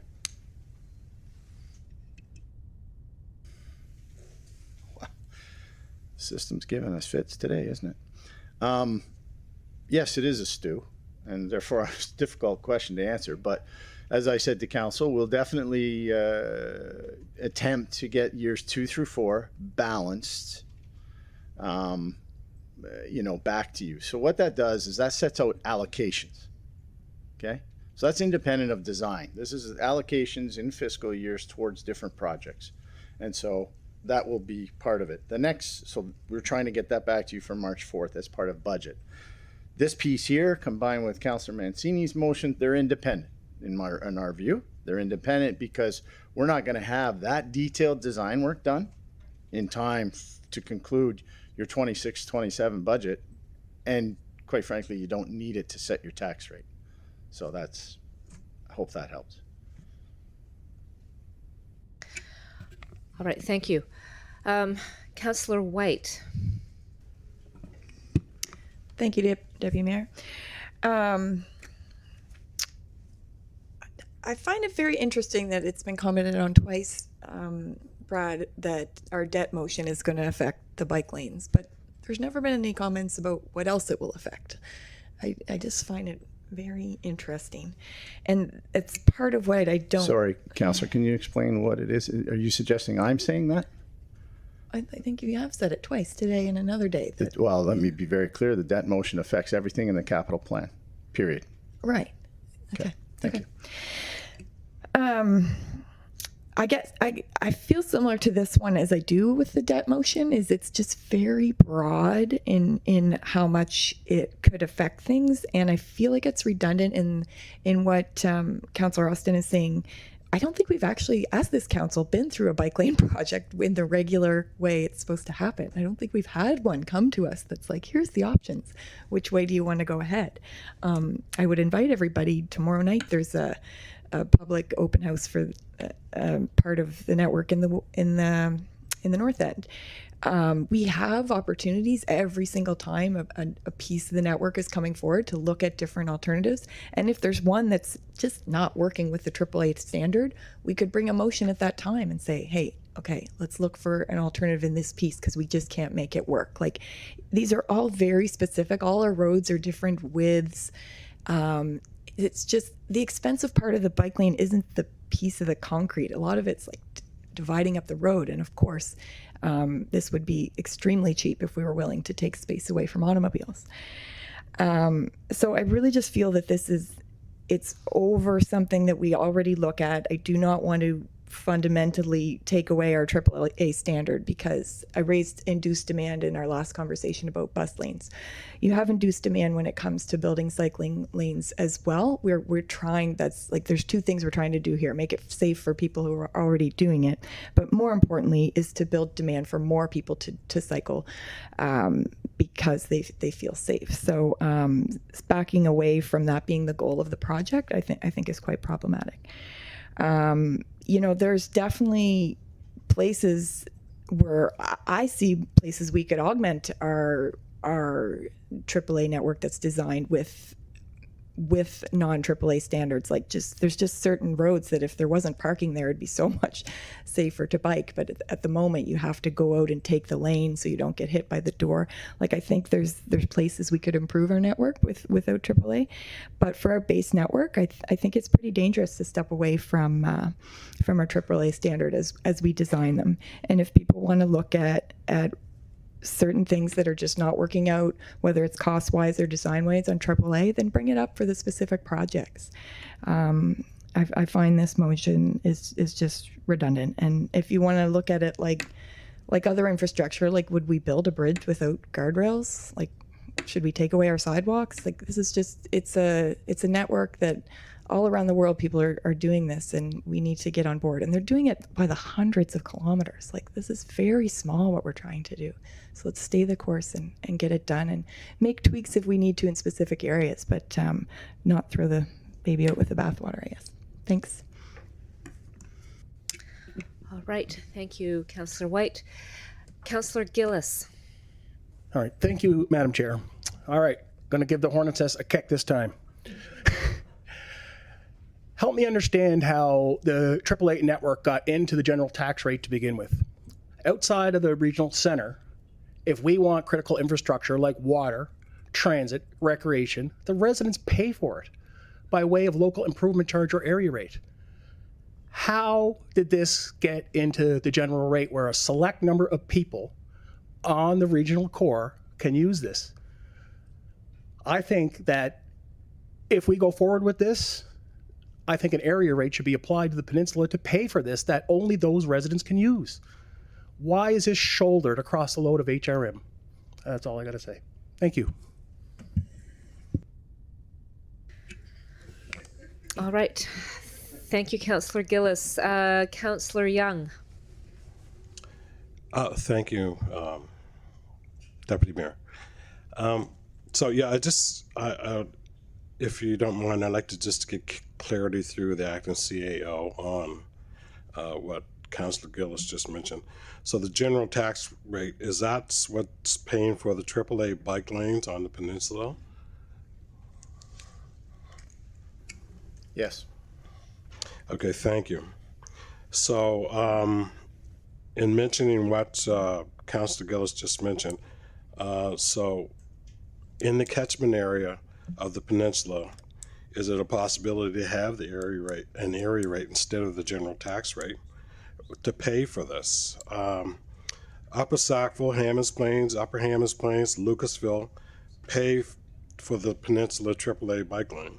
So if they have to do a multi-use pathway, and I preface this because in the TSC meeting yesterday, when it came up about, I know it's not a bike lane, but it came up about microtransit, Councillor Austin and Councillor White mentioned that an area rate should pay for it.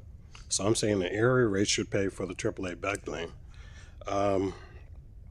So what's good for one should be good for the other. If the Peninsula AAA bike lane is wanted by the residents on the peninsula, then have those dedicated to the bike lanes and the users pay for it through an area rate, not a general tax rate. Thank you. All right, thank you, Councillor Young. Councillor Hartling. Thank you very much, Deputy Mayor. Wow, you're right, I wasn't expecting that at all. That was quite the hornet's nest. So my question is related to non-AAA because I've, heard that, paint isn't good enough. I'm wondering if perhaps our acting CAO might be able to speak to it, or perhaps the mayor could speak a little bit more to how there really are other options other than just AAA or paint, right? Like there is a series of options that we can consider. So that's my first question. And would those options be included or considered in this report? I think that that's important for us to know and understand. I appreciate Councillor White talking about how we should have the ability to understand how we would apply each piece of the network, whether it be AAA or whether there is, some places where, non-AAA might make sense for engineering reasons. There are many reasons why we might consider like something other than the AAA standard. To the very best of my knowledge, and again, perhaps the CAO could speak to that, they have never been given to direction to do anything other than AAA. That was one of the things that I learned in the report coming back. So I think that that's kind of an important part of the dialogue. And then my last piece is, Brad, if you could maybe help me understand the soup or the stew that the bike lane, discussion has come to, because in my understanding of how we are looking at this moving forward, if we were to consider non-AAA options and cheaper options, given the timeline associated with how we are going to spread things out to keep us under that debt ratio, I think if we were to consider non-AAA options in places where it makes sense, we might end up with a connected bike network sooner. So those are my three questions. Thank you very much.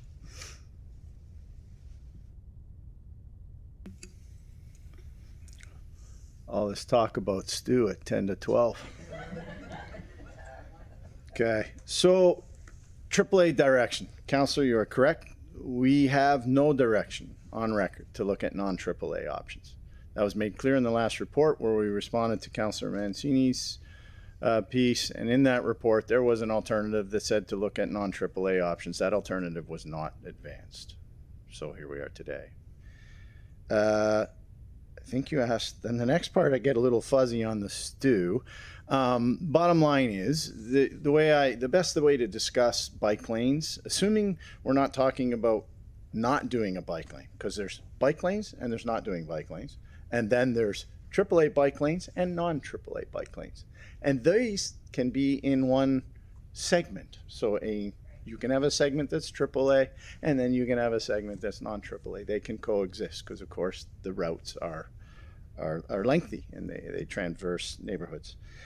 Then finally, on the last question, I can't answer that. That's where you're trying to say, okay, I think you're trying to say cross-pollinate this through years 2 through 4 and beyond, and figure out whether if we start doing less than AAA network, whether that will speed it up and make it cheaper, such that I think you're trying to say it fits now within the 2 to 4 years. That I can't tell you. We haven't run the numbers on the debt threshold. All I'll go back to is that in order to meet that debt threshold, I still think there's a significant amount of cuts that have to be made to that budget.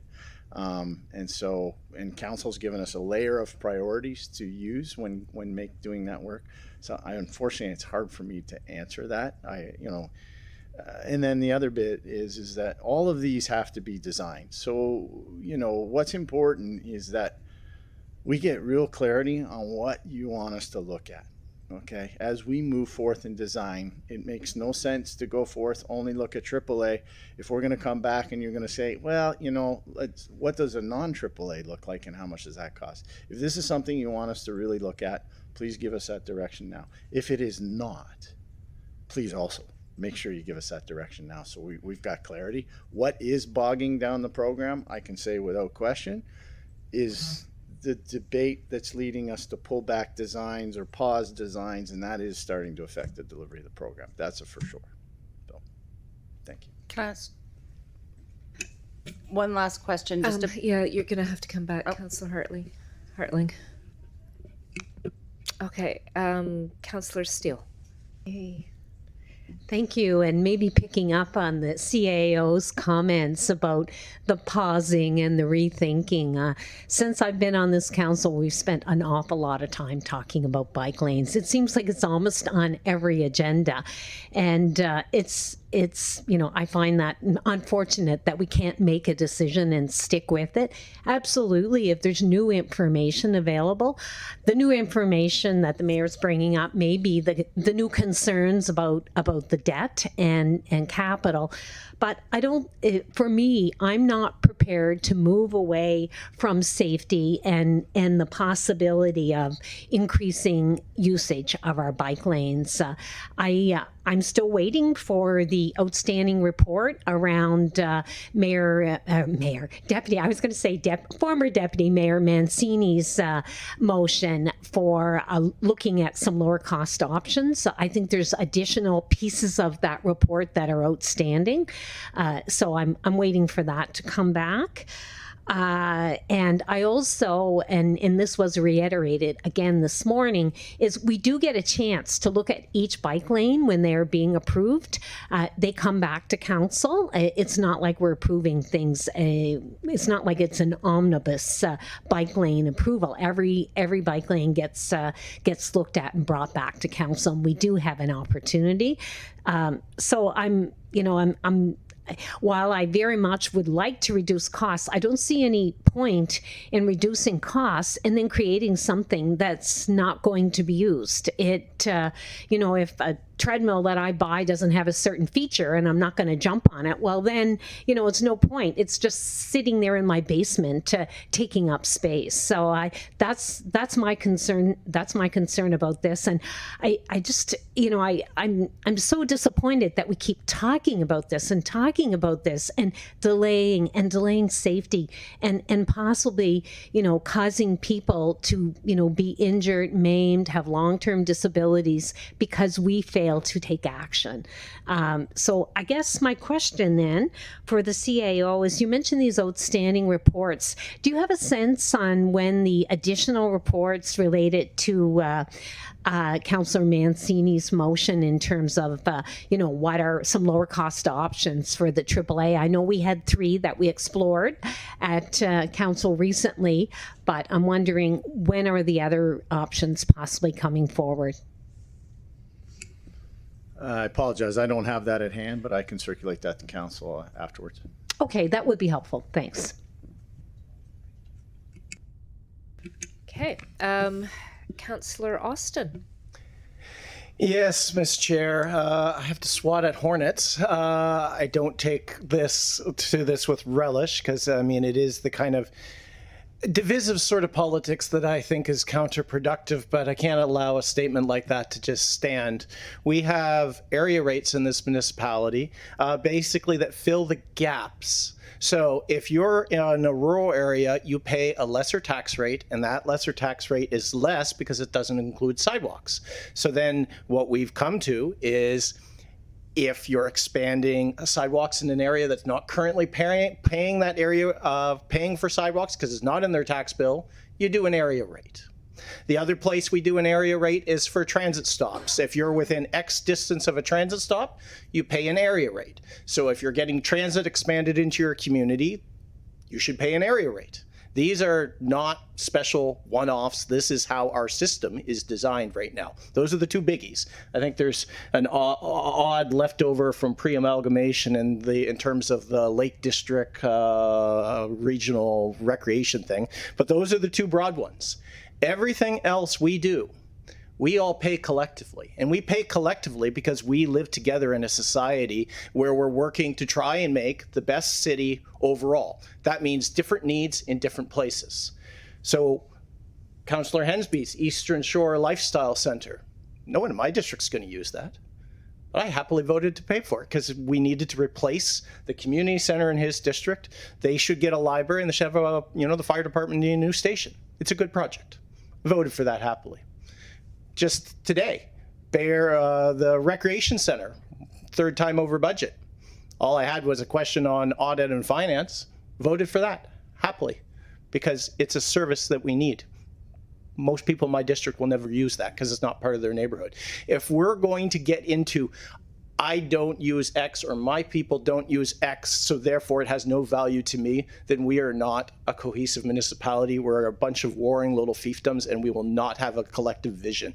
We need to pull together, and that means doing different things in different places in different ways because we are this unwieldy rural, urban, suburban. So I would encourage everybody, I know this kind of sounds a little lectury, but it's intended as a reminder, to keep our eye on the big prize, which is building a place that works for all of us. Thank you. Education is everyone, Yeah. All right. Thank you, Councillor Austin. Next on the list, we have Councillor Hensby. To carry on with the tax discussion, it was the last council that I felt that they made the mistake of getting rid of the regional transportation tax we had. We had a tax structure based on the regional plan that the rural commuter shed paid into the regional transportation tax. I kept saying we should be transforming that into the micromobility levy and use that money in that commuter shed area to do the advancement of projects, be it bike lanes in the urban core, be it paved shoulders in the suburban rural core, be it the expansion of the bus rapid transit, be it the expansion of more park and ride terminals for the rural express service. That's where the money should have gone. I know my particular parts of my district paid for years on that, and all we got was the Porter's Lake Park and Ride Terminal. Where was the promise back of the Rural Express of having park and ride terminals at a major 100 series interchanges? Exit 18 in Mineville should have one. We should have had one at Musquodoboit Harbor at the rink. Now there's going to be an opportunity with the province reconfiguring Exit 20 in East Chesapeake. We could possibly have a park and ride terminal there with the new school in the park in the industrial park there. If you ask me, we made a mistake of getting rid of that regional transportation tax. Perhaps we should revisit it because that would help alleviate some of the discussion of who pays for what. Because I know people in Sheet Harbor, they have their own tax rate for their own sidewalk. But I can tell you, there's a rural disdain out there in regards to, they feel like they're subsidized in urban Halifax because they're paying taxes for what services they get. They get garbage collection, they get police protection, they get fire protection, they got street lighting. Limited recreation opportunities. What else? Where else? Everything else in the city, you have the cat's meow of everything. So I just want to say is that there's an imbalance there, but we're all in this together, you say. But the only question is sometimes a few of us get more together than the rest of us. Thank you. All right, thank you, Councillor Hensby. And to close, Mayor Fillmore. Thank you very much, Deputy Mayor. So colleagues, in its current form, the AAA network is a highly debt-intensive project, as I've mentioned. And at a time when debt servicing costs are accelerating at a concerning rate, I believe it's fiscally responsible for the council to make sure that we're not locking ourselves into higher cost choices without fully understanding what the alternatives to that are. If I can remind you of slide 14 in the January 22nd debt committee, let's call it a debt committee, the budget committee meeting. Slide 14 showed the escalating debt servicing costs. Another slide also showed us the prediction for average increase, the percentage increase to the average tax bill over every year for the next 4 years. We're at 10.9% this year. Well, I know we've got some puts and takes there, but they haven't been voted on yet. We're at 10.9%. The projection by staff was 8.9% the year after that, 12% the year after that, 12% the year after that. Compounded, that's a tax increase on the average tax bill of between 45 and 50% in 4 years, colleagues. Let's please let that sink in. So, to Councillor Austin's question, what do I want? I want to complete a bike network. I want to complete one that we can complete faster and more affordably than is currently planned. But I also want the average HRM tax bill to not increase by 40% or 50% in the next 4 years. I want HRM to not go outside its 12% fiscal guardrail on as expressed as a percentage of our operating budget that goes to debt service. That's our fiscal guardrail. And I remind you in that slide 14, on January 22nd's budget committee report, we'll be at 19% in 10 years if we don't make some changes. And that doesn't even include the Halifax Forum, the Bus Rapid Transit, the Burnside Transit Facility, or Windsor Street Exchange, okay? So we have to make major cuts in operating and capital expenditures. So what do I want? I want us to not default, be in a default position on the money that we borrow. I want us to not lose access to being able to borrow money via debentures from the province. I want us to not have a public trustee appointed to manage our affairs because we haven't. If we go outside the guardrails, this is what can happen. So given the scale and the cost of escalation to date, it would be deeply unwise for us to proceed without confirming whether more affordable design options can achieve the same functional network at a fraction of the cost. Many cities do it that way.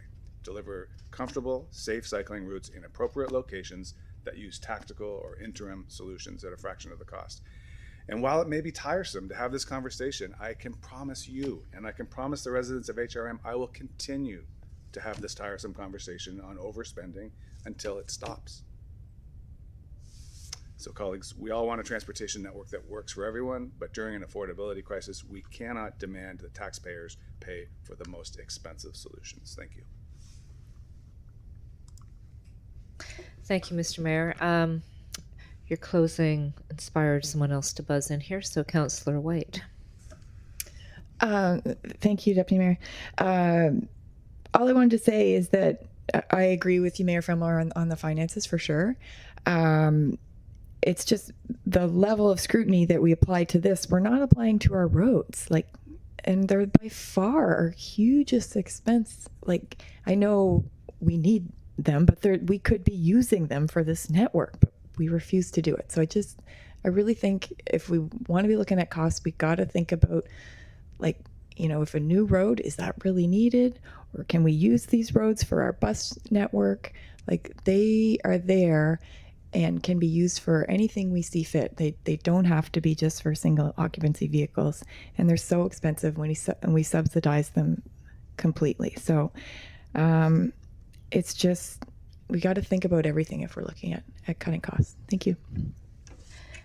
Thank you. Is there a call for the question? Question's being called.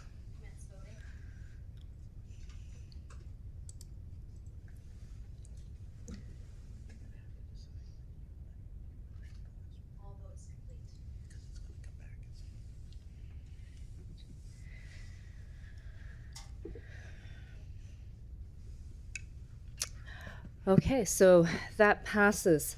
We're going to break for lunch.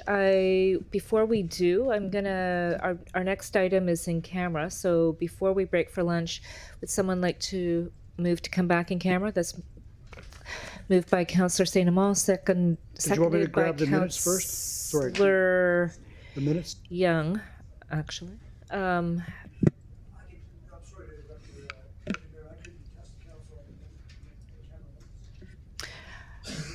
Is everyone agreeable? Okay, let's go ahead.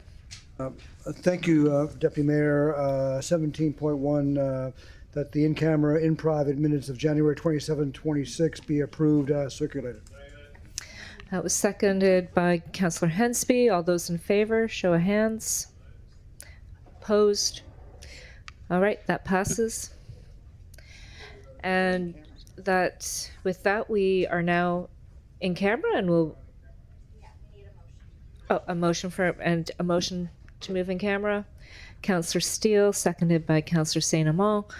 Okay, so we are now in camera, and we'll return from our lunch break in camera. Thank you.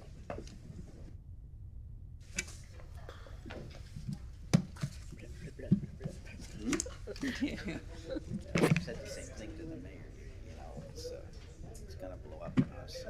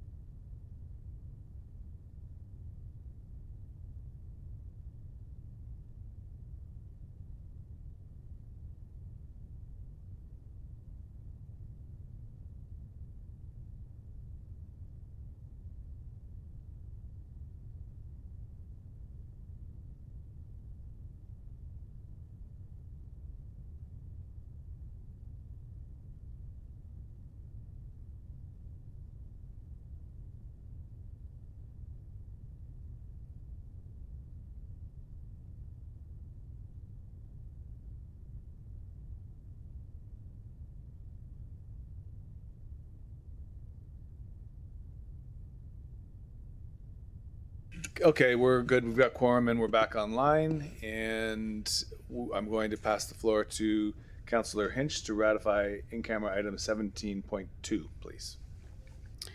Thank you, Mr. Mayor. I move that Halifax Regional Council adopt the direction provided in camera, in private, and to direct the private and confidential report dated February 4th, 2026 be maintained private and confidential. Seconded by Councillor Hartling. And digital vote. Yeah, and we'll go to the voting, please. Voting commence.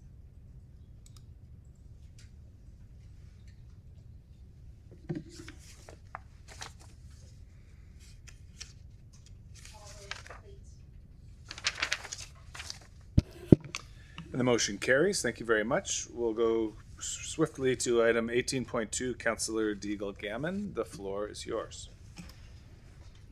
Thank you very much, Mr. Mayor. So the motion is that Halifax Regional Council receive an in-person presentation and update on the MDF multi-district facilities review once the What We Have Learned report has been completed. Second it. Thank you, Councillor Hensby. The reason I brought this forward is really that we heard in our parks budget the presentation around the MDFs. We know that Max Chavan is doing the report, and I think that it would be important for us to receive the What We Learned report so that it doesn't get lost, because I do believe that this will have budget implications in the future years. Thank you. I don't see any discussion on the board. Oh, sorry, Councillor Steele with a question. Sorry, I just have a question in terms of process. Wouldn't this report typically go to community planning and economic development and then perhaps come to council? That's a question for you, Brad, I think. Typically, yes. Okay. So is the motion to bypass that process? And also, I guess we have been trying to streamline things using our standing committees perhaps more effectively, so that presentations come to the standing committees and all councillors are invited for key reports, and then we don't repeat those same presentations at council. So I just that's why I'm asking for this clarification. We're all striving to have more effective and efficient council meetings, so just a question on that. But if there are budget implications, it would have to come to council anyway. So I'm just looking for direction here. I'm advised that the mover of the motion might want to answer that. Okay. Yep. Thank you. Thank you very much, Councillor Steele. Yes, this motion came about in consultation with Max, and it really was about that there are budget implications and that not always can everybody get to CPED. So it was coming back to Regional Council as a whole was what the recommendation was after conversations with staff. Now, mind you, if you wanted to go to CPED, I'm open to that as well, but it was just a recommendation from Max that if it came back to the full Regional Council, it would be efficient, especially as it may have some budget implications. Okay, I'm fine with that then. Thank you. I was just looking for clarity, and to avoid duplication, if at all possible. I just might chime in with a point of clarification. The standing committee meetings are also available on the YouTube stream anytime after the meeting. Isn't that right? Yeah. Okay. Thank you. Councillor Hensby, please. Thank you very much, Mr. Mayor. And as a council that usually watches quite a few of your committee meetings by YouTube, I really think a report like this nature should be in front of full council and for the public benefit to hear and see. Because I think there's going to be a lot of ramifications for our multiple district facilities across the region. I think this deserves a broader audience than just the standing committee. Questions called.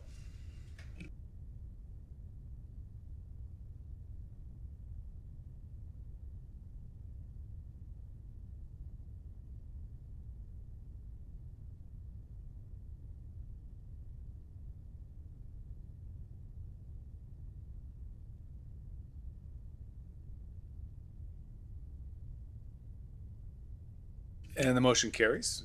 Very good. Councillors, any notices of motion today?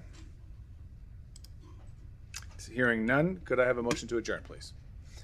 Councillor Steele beat you there, buddy. Thank you, colleagues.